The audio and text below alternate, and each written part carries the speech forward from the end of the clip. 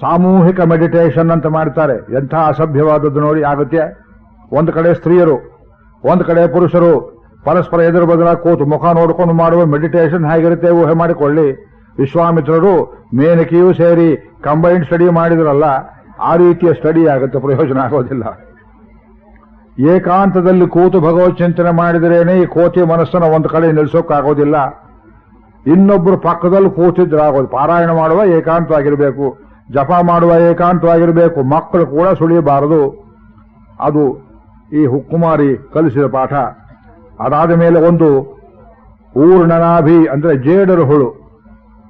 ಜೇಡರ ಹುಳುವಿನಿಂದ ಕಲಿಬೇಕಾದ್ದೇನು ಅಂದ್ರೆ, ಭಗವಂತ ಈ ಜಗತ್ತನ್ನ ತನ್ನೊಳಗಿಂದ ತೆಗೆದು ತಾನೇ ಸೃಷ್ಟಿ ಮಾಡಿ ಸಂಚಾರ ಮಾಡಿ ತನ್ನೊಳಗೆ ಉಪಸಂಹಾರ ಮಾಡ್ತಾನೆ ಅಂತ ಆ ಭಗವಂತನ ಗುಣವನ್ನ ಕಾಣಬೇಕು. ಒಬ್ರು ಯಾರೋ ಕೇಳಿದ್ರು ಇಲ್ಲಿ ಬರುವಾಗ, ಕೃಷ್ಣನ ಮುಡಿಯಲ್ಲಿ ನವಿಲುಗರಿ ಯಾತಕ್ಕೆ ಅಂತ ಕೇಳಿದರು. ಅದಕ್ಕೆ ಹೇಳಿದೆ, ಅವನು ಸೌಂದರ್ಯದ ಪ್ರತಿನಿಧಿ, ತ್ರಿಭುವನ ಸುಂದರ. ಅವನಿಗೆ ಅಲಂಕಾರಕ್ಕೆ ನೀವೇನು ಮಾಡೋದು ಬೇಡ, ಪ್ರಕೃತಿಯಲ್ಲಿರುವ ದ್ರವ್ಯಗಳಿಂದ ತಾನೇ ಅಲಂಕಾರ ಮಾಡ್ಕೊಂಡ್ಬಿಡ್ತಾನೆ ಅಂತ. ಎಲ್ಲಿ ನವಿಲಿಗೆ ಅಷ್ಟೊಂದು ಚಿತ್ರ ಬರೆದಿದ್ದಾರಲ್ಲ ಭಗವಂತ, ನೀವು ಯಾರಾದ್ರೂ ಮಾಡೋಕ್ಕಾಗುತ್ತೆ ನೋಡಿ, ಕೃತಕವಾಗಿ ಮಾಡಿದ್ರೆ ಗೊತ್ತೇ ಆಗಿಬಿಡುತ್ತೆ ಅದು. ನವಿಲಿಗೆ ಚಿತ್ರ ಬರೆದವರು ಯಾರು ಅಂತ ಕೇಳಿದರು ಕನಕದಾಸರು. ತಲ್ಲಣಿಸದಿರು ಕಂಡ್ಯ ತಾಳು ಮನವೇ. ಅಡವಿಯ ಗಿಡಗಳಿಗೆ ನೀರೆರೆದವರು ಯಾರು? ಕಲ್ಲಲ್ಲಿ ವಾಸ ಮಾಡುವ ಕಪ್ಪೆಗೆ ಉಸಿರಾಡಿಸೋರು ಯಾರು? ಯೋಚನೆ ಮಾಡಿಕೊಳ್ಳಿ. ನವಿಲಿಗೆ ಚಿತ್ರವನ್ನು ಬರೆದವರು ಯಾರು? ಅಂತಹ ಪ್ರಾಕೃತಿಕ ವಸ್ತುಗಳಿಂದಲೇ ಅಲಂಕಾರ ಮಾಡಿಕೊಳ್ತಾನೆ. ಬೆಳ್ಳಿ ಬಂಗಾರವೇ ಅವನು ಕೇಳೋದಿಲ್ಲ. ಗುಲಗಂಜಿ ಹಾರವನ್ನು ಹಾಕೊಳ್ತಾನೆ.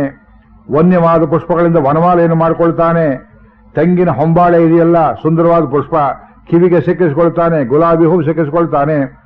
ನಮ್ಮ ಕೃಷ್ಣ ಸನ್ಯಾಸಿ ಅಲ್ಲ, ಅವನು ಸೌಂದರ್ಯವನ್ನು ಬಯಸುವವನು, ಈಸ್ಥೆಟಿಕ್ಸ್ ಬಯಸುವವನು. ಜಗತ್ತು ಸುಂದರಮಯವಾಗಿದೆ, ತಾನು ಎಲ್ಲ ಕಡೆ ಇದ್ದಾನೆ ಅಂತ ಹೇಳಿ ಅವನು ಇದನ್ನು ತಾನೇ ಉಪಯೋಗಿಸಿಕೊಳ್ತಾನೆ. ಕೀಟ, ಭ್ರಮರ ಕೀಟ ನ್ಯಾಯ. ಒಂದು ದುಂಬಿ ತನಗೆ ಮಕ್ಕಳು ಮರಿ ಇಲ್ಲದೆ ಇದ್ರು ಇನ್ಯಾವುದೋ ಜಾತಿ ಆಚೆಯ ಹುಳುವನ್ನು ಎಲ್ಲಿಂದಲೋ ಒಂದು ಕ್ಯಾಟರ್ಪಿಲ್ಲರ್ ಹಿಡ್ಕೊಂಡು ಬರುತ್ತೆ.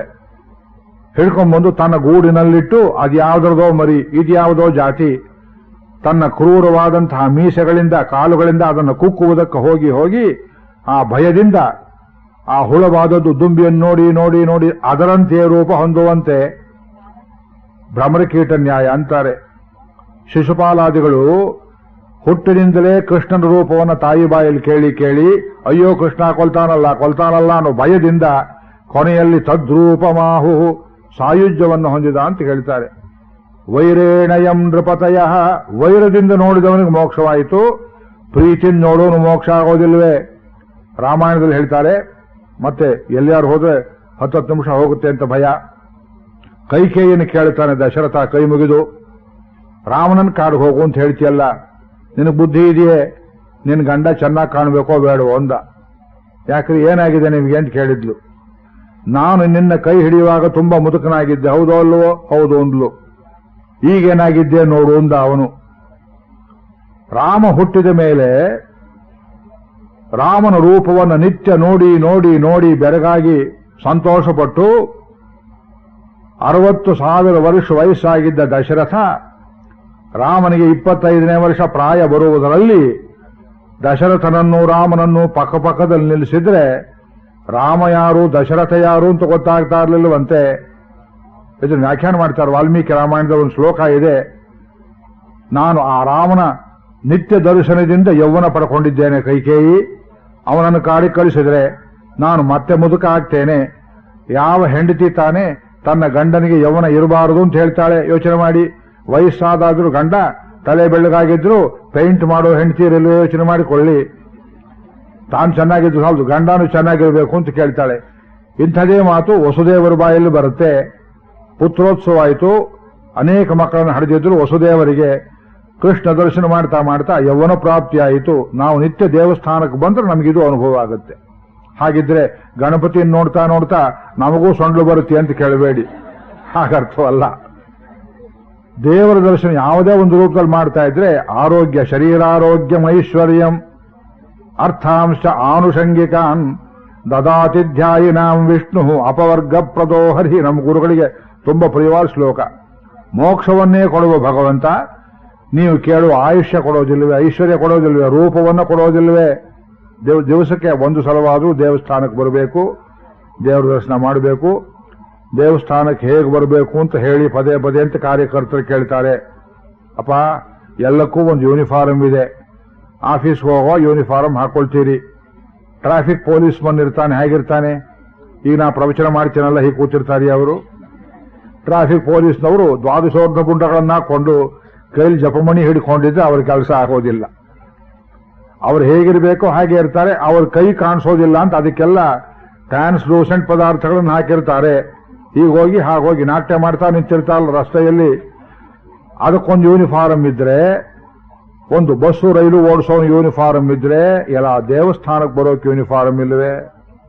ಭಾರತೀಯರ ಕ್ರಮದಲ್ಲಿ ಬರಬೇಕು, ಲಕ್ಷಣವಾಗಿ ಸೀರೆ ಪಂಚೆ ಉಟ್ಕೊಂಡು, ಹಣೆಯಲ್ಲಿ ತಿಲಕಾದಿಗಳನ್ನು ಧಾರಣೆ ಮಾಡಿಕೊಂಡು ಬರತಕ್ಕ ಕ್ರಮದಲ್ಲಿ ಬಂದು ನೋಡಿ, ಆಗುವ ಪರಿಣಾಮ ನೀವೇ ನೋಡಿ. ಹೋಟೆಲ್ಗೆ ಹೋಗೋ ರೀತಿಯಲ್ಲಿ ಬಂದರೆ ದೇವಸ್ಥಾನಕ್ಕೆ ಪರಿಣಾಮ ಆಗೋದಿಲ್ಲ ಅದು. ಆದ್ರಿಂದ ಈ ಭ್ರಮರಕೀಟ ನ್ಯಾಯ, ಹೀಗೆ ಅನೇಕ ಉದಾಹರಣೆಗಳು ಹೇಳ್ತಾರೆ. ಒಬ್ಬ ದೊರೆಗೆ ಅಂಗರಕ್ಷಕ ಬಾಡಿಗಾರ್ಡ್ ಇರ್ತಾನೆ. ಅವನೇನ್ ಮಾಡ್ತಾನೆ? ಕೈಯಲ್ಲಿ ಬಿಲ್ಲು ಬಾಣ ಹೂಡಿಯೇ ಅವನ ಹಿಂದೆ ಇರ್ತಾನೆ. ಇವತ್ತು ಬಿಲ್ಲು ಬಾಣ ಕಾಣೋದಿಲ್ಲ ಅಂದ್ರೆ ಗನ್ ಹಿಡ್ಕೊಂಡಿರ್ತಾರೆ.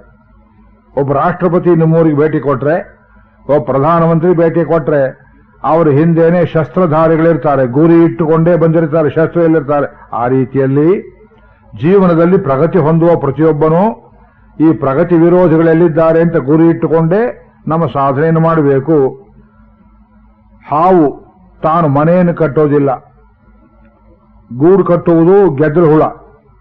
ಹಾವು ಅದನ್ನ ಆಕ್ರಮಿಸಿಕೊಂಡು ತಾನು ಸುಖದಲ್ಲಿರುವಂತೆ, ಇದು ಯಾರೋ ಕಟ್ಟಿಟ್ಟಿದ್ದು ಗೆದ್ದಲು ಶರೀರ, ಇದರಲ್ಲಿರುವ ಜೀವಾತ್ಮನಾದವನು ಇದು ಯಾರ ಮನೆ ಬಾಡಿಗೆಯಲ್ಲಿ ಕೊಡ್ತಿದ್ದೇನೆ ಅಂತ ನೋಡಿದೆ, ಅದರೊಳಗೆ ಇರೋದರಲ್ಲಿ ಪರಸಾಧನೆಯನ್ನು ಮಾಡಬೇಕು, ಮನೆಗೆ ಆಸೆ ಪಡಬಾರದು ಅಂತ 24 ಗುರುಗಳು ಒಂದನ್ನು ಬಿಡದೆ ತಮಗೆಲ್ಲವನ್ನು ತಿಳಿಸಿ ಹೇಳಿದ್ದೇನೆ.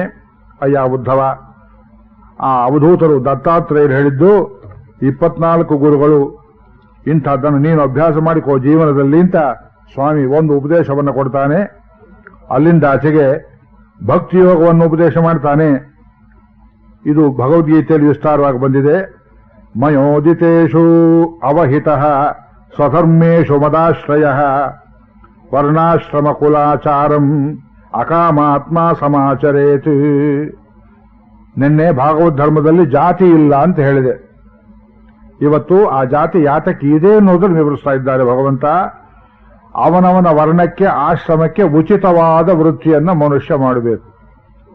ಸನ್ಯಾಸಿ ಆದಮೇಲೆ ಬ್ಯಾಂಕ್ ಕ್ಲಾರ್ಕ್ ಆಗಿ ಸೇರ್ಕೋಬಾರದು ಅಲ್ವೇ ನೋಡಿ. ಲೋಕವನ್ನು ಬಿಟ್ಟಿದ್ದೇವೆ ಅಂದ ಮೇಲೆ ಬಿಟ್ಟವರ ರೀತಿಯಲ್ಲಿರಬೇಕು. ಅದಕ್ಕೇನು ಕೆಲಸ? ಲೋಕಕ್ಕೆ ಉಪದೇಶ ಮಾಡಬೇಕು ಅಥವಾ ನಿಮ್ಮ ಮುಂದಿನ ದಾರಿಯನ್ನು ನೋಡಬೇಕು, ಅಷ್ಟನ್ನೇ ಮಾಡಬೇಕು. ಗೃಹಸ್ಥಾಶ್ರಮದಲ್ಲಿದ್ದವನು ಸಂಪಾದನೆಯನ್ನು ಮಾಡಬೇಕು. ಇವನಿಗೆ ಅತಿ ವೈರಾಗ್ಯ ಬರಬಾರದು. ಗೃಹಸ್ಥಾಶ್ರಮದಲ್ಲಿ ಯಾರು ದಾನ ಕೊಟ್ಟರೆ ಬೇಡ ಅನ್ಬಾರದು, ದಾನ ತಗೋಬೇಕು, ಒಳ್ಳೆ ಕೆಲಸಕ್ಕೆ ಉಪಯೋಗ ಮಾಡಿ. ಯಾಕಂದ್ರೆ ಇವನ ಮನೆಗೆ ಯಾರು ಬರ್ತಾ ಇರ್ತಾರೆ, ಬೇರೆಯವ್ರ ಅತಿಥಿಗಳು ಬರ್ತಾರೆ, ನಿಮಗೆ ಬೇಡದೆ ಇದ್ರೆ ತಗೊಳ್ಳಿ, ಅವ್ರಿಗೆ ಕೊಡಿ. ಸ್ವಾಮಿ ನಿಮ್ಗೆ ಯಾತಕ್ಕೆ ಪಂಚಕ್ಕೆ ಉಪಯೋಗ ಮಾಡೋದಿಲ್ವಲ್ಲ? ಅಲ್ಲ, ನೀವು ಕೊಟ್ಟಿದ್ದ ಪಂಚೆ ಅಲ್ಲ, ನನಗಲ್ಲ, ಯಾರಿಗಾರು ಕೊಟ್ಟು ಬಿಡ್ತೇನೆ, ಮನೆಗೆ ಬಂದವರು ಕೊಟ್ಟು ಬಿಡ್ತೇನೆ, ನನಗೆ ಎಷ್ಟು ಬೇಕೋ ಅಷ್ಟು ಇಟ್ಕೊಳ್ತೇನೆ. ಗೃಹಸ್ಥ ಧರ್ಮದಲ್ಲಿ ನಾನಿರಬೇಕು. ಸನ್ಯಾಸಿ ಆದ್ಮೇಲೆ ಸನ್ಯಾಸಿ ಅಂತಿರಬೇಕು, ಬಾಲಕ ಆದವನು ಬಾಲಕನಂತಿರಬೇಕು. ಎಲ್ಲ ಆಶ್ರಮಗಳಲ್ಲಿಯೂ ಭಗವಂತನಲ್ಲಿ ಭಕ್ತಿ ಮಾಡುವುದಕ್ಕೆ ಅವಕಾಶ ಉಂಟು. ಒಂದು ಶ್ರೇಷ್ಠ ಇನ್ನೊಂದು ಕನಿಷ್ಠ ಎಂಬುವುದಿಲ್ಲ ಎಂಬುದಾಗಿ ಭಗವಂತ ಅದನ್ನ ಉಪದೇಶ ಮಾಡ್ತಾನೆ. ಭಕ್ತಿಯೋಗದಲ್ಲಿ ಮನಸ್ಸು ಚಂಚಲವಾಗಿರಬಾರದು, ಒಂದೇ ಕಡೆ ನಿಲ್ಲಬೇಕು. ಅದಕ್ಕೆ ಜೀವಾತ್ಮ ಪರಮಾತ್ಮ ವಿವೇಕವಿರಬೇಕು. ಸುಪರ್ಣಾವೇತೌ ಸದೃಶೌ ಸಖಾಯೌ, ರೆಕ್ಕೆ ಪುಕ್ಕ ಚೆನ್ನಾಗಿರುವಂತಹ 2 ಪಕ್ಷಿಗಳಿವೆ ಅಂತೆ. ದ್ವಾಸು ಪರ್ಣಾಸ ಯುಜಾ ಸಖಾಯ ಸಮಾನಂ. 2 ಪಕ್ಷಿಗಳು ಒಂದೇ ಮರದ ಟೊಂಗೆ ಮೇಲೆ ಇವೆ. ಈ ಒಗಟೆಯನ್ನು ವೇದ ಪುರುಷ ಹೇಳ್ತಾನೆ ನಮಗೆ. ಈ 2 ಪಕ್ಷಿಗಳಿಗೆ ಏನಂತರ? ಸಮಾನಂ ವೃಕ್ಷಂ ಪರಿಷಸ್ವ ಜಾತೆ, self same tree and the self same branch. 2 birds are perched on the same branch. ಒಗಟೆ ಅರ್ಥವಾಯ್ತೆ ನೋಡಿ. ಶರೀರವೆಂಬುದು ಒಂದು ದೊಡ್ಡ ಮರ, ಈ ಮರದಲ್ಲಿ ಹೃದಯವೆಂಬುದು ಒಂದು ಟೊಂಗೆ. ಆ ಹೃದಯದಲ್ಲಿರುವ 2 ಪಕ್ಷಿಗಳು. ಪಕ್ಷಿ ಯಾಕೆ ಅಂದ್ರೆ ಹಾರಿ ಹೋಗುತ್ತೆ. ಇದು ಯಾರು ಸತ್ತು ಹೋದ್ರೆ ಹೇಳ್ತೇವೆ ನೋಡಿ, ಪಕ್ಷಿ ಹಾರಿ ಹೋಯಿತು. ಈ ಉದಾಹರಣೆ ವೇದದಿಂದ ಬಂದದ್ದು. ಜೀವಾತ್ಮ ಅಂತ ಒಂದು ಪಕ್ಷಿ, ಇದಕ್ಕೂ ರೆಕ್ಕೆ ಇದೆ, ಗತಿಶೀಲವಾದದ್ದು, ಜನ್ಮದಿಂದ ಜನ್ಮಕ್ಕೆ ಹೋಗುತ್ತೆ. ಇನ್ನೊಂದು ಭಗವಂತನೆಂಬ ಪಕ್ಷಿ, ಅದು ಈ ಜೀವಾತ್ಮನನ್ನು ಬಿಟ್ಟಿರಲಾರದೆ ಇದರ ಜೊತೆಯಲ್ಲಿಯೇ ಇನ್ನೊಂದು ಆ ಶರೀರಕ್ಕೆ ಎಲ್ಲಿ ಹೋಗ್ತಾನೆ ಪುಣ್ಯ ಪಾಪಾನುಸಾರವಾಗಿ ಅಲ್ಲಿಗೆ ಹೋಗುತ್ತೆ. ವ್ಯತ್ಯಾಸವೇನು ಅಂದ್ರೆ, ಒಂದು ತಯೋಹೋ ಏಕಂ ಪಿಪ್ಪಲಂ ಸ್ವಾದು ಅತ್ತಿ. ಪಿಪ್ಪಲ ಅಂದ್ರೆ ಅತ್ತಿ ಹಣ್ಣು. ಅತ್ತಿ ಮರದಲ್ಲಿ ಏನು ಸ್ವಾರಸ್ಯ, ನಮ್ಮ ಬೇಂದ್ರವರು ಹೇಳೋರು ಔದುಂಬರ ಗಾಥೆ, ತಮ್ಮ ಗೀತೆ ತಾವು ಬರೆದಿದ್ದೆಲ್ಲ ಔದುಂಬರ ಗಾಥೆ. ಔದುಂಬರ ಅಂದ್ರೆ ಅತ್ತಿ, ದತ್ತಾತ್ರೇಯ ಪ್ರಿಯವಾದ ಗಿಡ ಅದು. ಅದು ಎಲ್ಲಿ ಹೂವು ಅಂತ ಕಾಣಿಸದೆಯೇ ಒಮ್ಮೆಗೆ ಹಣ್ಣು ಬಿಟ್ಟು ಬಿಡುತ್ತೆ. ಅದು ಹೂವು ಹೀಚು ಏನು ಗೊತ್ತೇ ಆಗೋದಿಲ್ಲ, ಒಮ್ಮೆಲೆಗೆ ಹಣ್ಣು ಬಿಟ್ಟು ಬಿಡುತ್ತೆ. ಆದರೆ ಹಣ್ಣಿನಲ್ಲಿ ಅಸಂಖ್ಯಾತ ಹುಳಗಳಿರುತ್ತವೆ ಯಾವಾಗಲೂ. ಹುಳ ತಿನ್ನದೆ ಹಣ್ಣು ತಿನ್ನೋ ಹಾಗಿಲ್ಲ. ಅದಕ್ಕೆ ಕಂಡದಲ್ಲಿ ಗಾಜೆ ಮಾಡಿದ್ದಾರೆ. ಎಲ್ಲಿ ಹೋಗಿದ್ರೆ, ಅಯ್ಯೋ ಆಲದೆಲ್ಲ ದತ್ತಿಕಾಯಿ ತಿಂದು ಅಂತಾರೆ ನೋಡಿ. ಇದು ಆಲದೆಲ್ಲ ದತ್ತಿಕಾಯಿ ತಿನ್ನುವುದು ಜನ್ಮದಿಂದ ಜನ್ಮಕ್ಕೆ ಹೋಗಿ ಕರ್ಮಫಲವನ್ನ, ಪಿಪ್ಪಲಂ ಸ್ವಾದು ಅತ್ತಿ, ಆ ಹುಳವನ್ನು ತಿನ್ನುತ್ತೆ, ತುಂಬಾ ರುಚಿಯಾಗಿದೆ ಮಾಡಿದ ಕರ್ಮ. ಅನಶ್ನನ್ನನ್ಯೋ ಅಭಿಚಾಕಶೀತಿ, ಇನ್ನೊಂದು ಪಕ್ಷಿ ಆ ಹಣ್ಣನ್ನು ತಿನ್ನದೆ ಅಯ್ಯೋ ಈ ಹಣ್ಣು ತಿಂತಾ ಇದೆಯಲ್ಲ ಅಂತ ಅದಕ್ಕಾಗಿ ಕನಿಕರವನ್ನು ತೋರಿಸುತ್ತೆ. ಆದ್ರಿಂದ ಏಕಃ ಆತಯೋಹೋ ಖಾದತಿ ಪಿಪ್ಪಲ ಅನ್ನಂ ಅನ್ಯೋ ನಿರನ್ನ ಅಪಿ ಬಲೇನ ಭೂಯಾನ್. ಆ ಶ್ರುತಿ ವಾಕ್ಯವನ್ನ ಬೇರೊಂದು ರೀತಿಯಲ್ಲಿ ಸ್ತ್ರೀಶೂದ್ರ ದ್ವಿಜ ಬಂಧೂನಾಂ ತ್ರಯೀನ ಶ್ರುತಿ ಗೋಚರ, ವೇದ ಓದೋಕೆ ಅರ್ಹತೆ ಇಲ್ಲದಿದ್ದವರಿಗೂ ವೇದಾರ್ಥಗಳು ದಕ್ಕಲಿ ಅಂತ ಅದೇ ಶಬ್ದಗಳನ್ನಿಟ್ಟು ಭಗವಂತ ಕೃಷ್ಣ ಉಪದೇಶ ಮಾಡ್ತಾನೆ. ಆದ್ರಿಂದ ಮೋಕ್ಷಕ್ಕೆ ಬಂಧಕರಿಯಾದಂತಹ ಸಂಸಾರದ ಮಾಯಲ್ಲಿ ಬೀಳಬಾರದಪ್ಪ. ದೈವಾಧೀನೇ ಶರೀರೇಸ್ಮಿನ್ ಗುಣಭಾವ್ಯೇನ ಕರ್ಮಣ ವರ್ತಮಾನೋ ಅಬುಧಾ ತತ್ರ ಕರ್ತಾಸ್ಮೀತಿ ನಿಬದ್ಧತೆ. ಇದೆಲ್ಲ ಗೀತೆ ಶ್ಲೋಕ ನೆನಪಿಸುತ್ತೆ. ಇದು ದೈವಾಧೀನವಾದದ್ದು ಶರೀರ ಅಲ್ವೇ ನೋಡಿ. ನಮ್ಮಿಷ್ಟ ಬಂದಾಗ ಶರೀರವನ್ನು ಬದಲಾಯಿಸ್ಕೊಳ್ಳೋಕ್ಕಾಗತ್ತೆ. ನನಗೆ ತುಂಬಾ ಆಸೆ, ಇಷ್ಟು ದಪ್ಪ ಇರಬಾರದು, ಸಣ್ಣಗಾಗಬೇಕು ಅಂತ ಆಗತ್ತೆ. ಕೆಲವರು ತುಂಬಾ ಸಣ್ಣಗಿರ್ತಾರೆ, ಆಚಾರ್ಯರಾಗಬೇಕು ಅಂತ ನಿಮಗೆಲ್ಲ ಆಸೆ ಇರಬಹುದು, ನಿಮ್ಗೆ ಆಗತ್ತೆ ನೋಡಿ. ಇನ್ನೊಬ್ಬರಿಗೆ ಅಯ್ಯೋ 80 ವರ್ಷ ಆಗೋಯ್ತಲ್ಲ, ಒಂದು 20 ವರ್ಷ ಕಮ್ಮಿ ಆಗಿದ್ರೆ ಕಡಲೆಪುರಿ ತಿನ್ಬೋದಾಗಿತ್ತು, ಆಗೋದಿಲ್ಲ. ಇದು ದೈವಾಧೀನ. ಟೈಮ್ ಬಾಂಬ್ ಇದ್ದ ಯಾವತ್ತು ಸಿಡಿಬೇಕು ಸಿಡಿದು ಬಿಡುತ್ತೆ, ಅದು ನಮ್ಮ ಕೈಲಿಲ್ಲ. ಆದ್ರಿಂದ ಏವಂ ವಿರಕ್ತ ಶಯನೆ ಆಸನ ಅಟನ ಮಜ್ಜನೆ ದರ್ಶನ ಸ್ಪರ್ಶನ ಪ್ರಾಣ ಭೋಜನ ಶ್ರವಣಾದಿಷು. ಈ ವೈರಾಗ್ಯವೆಂಬುದು ಯಾವಾಗ ಬರಬೇಕು? ಅಯ್ಯೋ ಅದಕ್ಕೆಲ್ಲ ಕಾಲ ಬರುತ್ತೆ ಅಂತಾರೆ, ಹಾಗೆ ಬರೋದಿಲ್ಲ. ಕಾಲ ಹೊತ್ಕೊಂಡು ಹೋಗೋದಕ್ಕೆ ಒಂದೇ ಸಲ ಬಂದ್ಬಿಡುತ್ತೆ ಕಾಲ. ಊಟ ಮಾಡುವಾಗ, ಮಲುವಾಗ, ಎಚ್ಚರಿಕೆ ಇರುವಾಗ, ಏನನ್ನೂ ಮುಟ್ಟುವಾಗ ವೈರಾಗ್ಯವೆಂಬುದನ್ನು ಕೊಂಚ ಕೊಂಚವಾಗಿ ಈಗಲಿಂದ ಪ್ರಾರಂಭ ಮಾಡಿಕೊಳ್ಳಬೇಕು. ಒಂದು ಆಶ್ಚರ್ಯ ಶ್ಲೋಕ ಹೇಳ್ತಾನೆ ಕೃಷ್ಣ. ಗಾಂ ದುಗ್ಧ ದೂಹಾಂ ಅಸತೀಂಚ ಭಾರ್ಯಾಂ ದೇಹಂ ಪರಾಧೀನಂ ಅಸತ್ ಪ್ರಜಾಂಚ ವಿತ್ತಂತೂ ಅತೀರ್ಥೀಕೃತಂ ಅಂಗವಾಚಂ ಹೀನಾಂ ಮಯ ರಕ್ಷತಿ ದುಃಖ ದುಃಖೀ. ಉದ್ಧವ ಗೀತೆಯಲ್ಲಿ ಉತ್ತಮೋತ್ತಮ ಶ್ಲೋಕ ಇದು. ದುಃಖ ದುಃಖಿ, ಯಾವುದಕ್ಕೆ ದುಃಖ ಪಡಬಾರ್ದೋ ಅದಕ್ಕೇ ಅಳ್ತಾರೆ ಕೆಲವರು. ಅಳ್ತಾ ಕೂತಿದ್ದಾಳೆ ಒಬ್ಳು ರಸ್ತೆ ಬದಿಯಲ್ಲಿ ಹೆಣ್ಣು ಮಗಳು ಮುದುಕಿ. ಯಾಕಮ್ಮ ಅಳ್ತಿದ್ದೀಯೇ? ಅಯ್ಯೋ ಇಂಥ ಅನ್ಯಾಯ ಉಂಟೆ ಸ್ವಾಮಿ. ಏನಮ್ಮ ಆಯ್ತಂಥ ಅನ್ಯಾಯ? ನನ್ನ ಮಗಳು ಬಂದಿದ್ಲು ಸ್ವಾಮಿ ಮನೆಗೆ. ಅಯ್ಯೋ ಅದು ಅನ್ಯಾಯವಲ್ಲ. ಅದಲ್ಲ ಸ್ವಾಮಿ, ಅಳಿಯ ಬಂದ್ರು, ಮಗಳನ್ನು ಕರ್ಕೊಂಡು ಹೋಗ್ಬಿಟ್ರು, ಇಂಥ ಅನ್ಯಾಯ ಉಂಟೆ? ಬುದ್ಧಿ ಇದೆಯಾ ಅವಳಿಗೆ ಹೇಳಿ? ಅಳಿಯ ಇರೋದೇ ಮಗಳನ್ನು ಕರ್ಕೊಂಡು ಹೋಗೋದು, ಇದು ಗೊಳೋ ಅಂತ ಹೇಳ್ತಾಳೆ. ಅಂದ್ರೆ ನೀವು ನಗೋದಲ್ಲ, ನಾವು ಜೀವನದಲ್ಲಿ ಇಂಥದ್ದಕ್ಕೆ ಹೇಳ್ತೇವೆ ಯಾವಾಗಲೂ. ಯಾವುದು ಕಳಬಾರ್ದು ಅದಕ್ಕೆ. ಗಾಂ ದುಗ್ಧ ದೋಹಾಂ. ಇನ್ ಹಾಲು ಕರೆಯೋದಕ್ಕೆ ಶಕ್ತಿ ಇಲ್ಲದೆ ಇರ್ತಂತ ಒಂದು ಬಂಜೆ ಗೋವು, ಗೊಡ್ಡಾಗಿರುವ ಗೋವು ಇವತ್ತು ನಾಳೆ ಸಾಯುವುದು. ಅದು ಒಂದು ಉದಾಹರಣೆ ಇಟ್ಕೊಳ್ಳಿ. ಅಸತೀಂಚ ಭಾರ್ಯಾಂ. ಸನ್ಮಾರ್ಗದಲ್ಲಿ ಸತ್ಶೀಲದಲ್ಲಿ ಇಲ್ಲದೆ ಇರುವಂತ ಹೆಂಡತಿ, ಯಾವತ್ತೂ ಗಂಡನಿಗೆ ಅಪ್ರಿಯವಾದ ಮಾತುಗಳನ್ನೇ ಆಡುವವಳು, ಪರಸಂಗವನ್ನ ಬಯಸುವವಳು. ದೇಹಂ ಪರಾಧೀನಂ. ಇನ್ನೊಬ್ಬರ ಆಶ್ರಯದಲ್ಲಿ ಬದುಕಬೇಕಾಗಿ ಬಂದಿರುವ ವಯಸ್ಸಾದ ಒಂದು ಶರೀರ, ಅತ್ಯಂತ ತುಚ್ಛವಾದದ್ದು. ಅಸತ್ ಪ್ರಜಾಂಚ. ಕುಲಕ್ಕೆ ಕಂಟಕವಾಗಿ ಹೇಳಿದ ಮಾತನ್ನು ಕೇಳದೆ ಹೊಟ್ಟೆ ಉರಿಸುವ ಮಕ್ಕಳು ಅಸತ್ ಪ್ರಜಾಂಚ. ಮತ್ತು ವಾಚಂ ಅಂಗಹೀನಾಂ ಮಯ. ಮಾತಾಡ್ತಾರೆ, ಭಗವಂತನ ಗುಣಗಾನವಿಲ್ಲ. ಇಂಥದ್ದನ್ನ ರಕ್ಷತಿ ದುಃಖದ. ಇಂಥದ್ದನ್ನು ರಕ್ಷಿಸೋವನು ಬರೀ ದುಃಖವನ್ನೇ ಪಡೀತಾನೆ. ಹಾಲು ಖರೀದಿದ್ದು ಗೋವನ್ನು ಇಟ್ಕೊಂಡು ದಿವಸ ಹೋಗಿ ಹೋಗಿ ಕೆಚ್ಚಲು ಕೈ ಹಾಕಿ, ಅಯ್ಯೋ ಪಾಪ ಇವತ್ತು ಹಾಲು ಕೊಡ್ಲಿಲ್ಲ, ಆ ಗೋವಿರೋ ತನಕ ಇವನು ಹೇಳ್ತಾ ಅಯ್ಯ ಅದಿನ ಮೇಲೆ ಹಾಲು ಕೊಡೋದಿಲ್ಲ ಅಂತ ಅವನ ತಲೆಗೆ ಹತ್ತೋದಿಲ್ಲ. ಹೆಂಡತಿಯನ್ನು ತಿದ್ದಬೇಕು. ಎಷ್ಟು ವಯಸ್ಸು ತಿದ್ತೀರಿ? 20-30 ವರ್ಷ ತಿದ್ದಿಯೂ ದಾರಿಗೆ ಬರಲಿಲ್ಲ ಅಂದ್ರೆ ಬಿಟ್ಟು ಬಿಡಬೇಕು. ಅಯ್ಯೋ ಅವಳು ತಿದ್ದಿದೆ ಇದು ನಾನು ಹ್ಯಾಕ್ ಬದುಕಲಿ ಅಂತ ಕೇಳಿದ್ರೆ ಇಬ್ಬರನ್ನೂ ಸೇರಿಸಿ ಒಟ್ಟಿಗೆ ಸುಡಬೇಕಾಗುತ್ತೆ, ದಾರಿ ಇಲ್ಲ ಅದು. ಹಾಗೆಯೇ ತ್ವತ್ತೀರ್ಥೀಕೃತಂ, ಯಾವ ಹಣವಾದದ್ದು ಭಗವಂತನಿಗೆ ಮೀಸಲಿಲ್ಲವೋ ಆ ಹಣನು ಕೈಕೊಟ್ಟು ಹೋಗೋದೇ ನಿಮಗೆ ಅತೀರ್ಥೀಕೃತಂ. ತೀರ್ಥೀಕೃತವಾದದ್ದು ಅಂದ್ರೆ ಪವಿತ್ರ ಕೆಲಸಕ್ಕೆ ಉಪಯೋಗವಾದದ್ದು. ಅತೀರ್ಥೀಕೃತಂ ಸುಮ್ಮನೆ ಕದರಿನೆಂಬುವನು ಜಿಪುಣತನಿಂದ ಕೂಡ ಹಾಕಿರ್ತಾನೆ, ಯಾರಿಗೂ ಪ್ರಯೋಜನವಿಲ್ಲ. ಎಣಿಸಿ ಎಣಿಸಿ ನೋಡ್ತಾನೆ ಬೆಳಗ್ಗೆ ಸಾಯಂಕಾಲ, ಯಾರು ಇಲ್ಲ. ಬಾಗಿಲು ಬೋಲ್ಟ್ ಹಾಕಿದ, ಕಬರ್ಡ್ ತೆಗೆದ, ಏನ್ ಮಾಡ್ತೀರಿ ಅಂತ ಹೇಳಿ ಅಯ್ಯೋ ಒಂದು ಬಾಗಿಲು ಹಾಕ್ತಾನೆ ತಿರುಗಿ ಹೋಗಿ. ಯಾರು ಕಿಟಿಯಲ್ಲಿ ನೋಡಿದ್ರೆ ಬಾಗಿಲು ಹಾಕ್ತಾನೆ. ಏನ್ ಮಾಡ್ತಾನೆ? ಎಲ್ಲ ಕೆಳಗೆ ಹಾಕೊಂಡು ರೂಪಾಯಿಗಳನ್ನ ಎಣಿಸಿ ಎಣಿಸಿ ಕಟ್ಟುಗಳನ್ನು ತಿರುಗಿ ಅಲ್ಲಲ್ಲಿ ಸೇರಿಸಿ ಪೇರಿಸಿಡುವುದು ಉದ್ಯೋಗ. ಏನ್ ಪ್ರಯೋಜನ ಇದರಿಂದ? ಮೈದಾಸನ ಕಥೆ, ಸೈಲಾಸ್ ಮಾರ್ನರ್ ಒಂದು ಕಾದಂಬರಿ, ಜಾರ್ಜ್ ಎಲಿಯಟ್ ಬರೆದದ್ದು ಇಂಗ್ಲಿಷ್ನಲ್ಲಿ. ಅದರ ಕಥೆ ಇದು. ಜಿಪುಣ ಪ್ರಯೋಜನ ಆಗೋದಿಲ್ಲ. ಆದ್ರಿಂದ ವೈರಾಗ್ಯವನ್ನು ಅಭ್ಯಾಸ ಮಾಡಬೇಕಯ್ಯ ಉದ್ಧವ.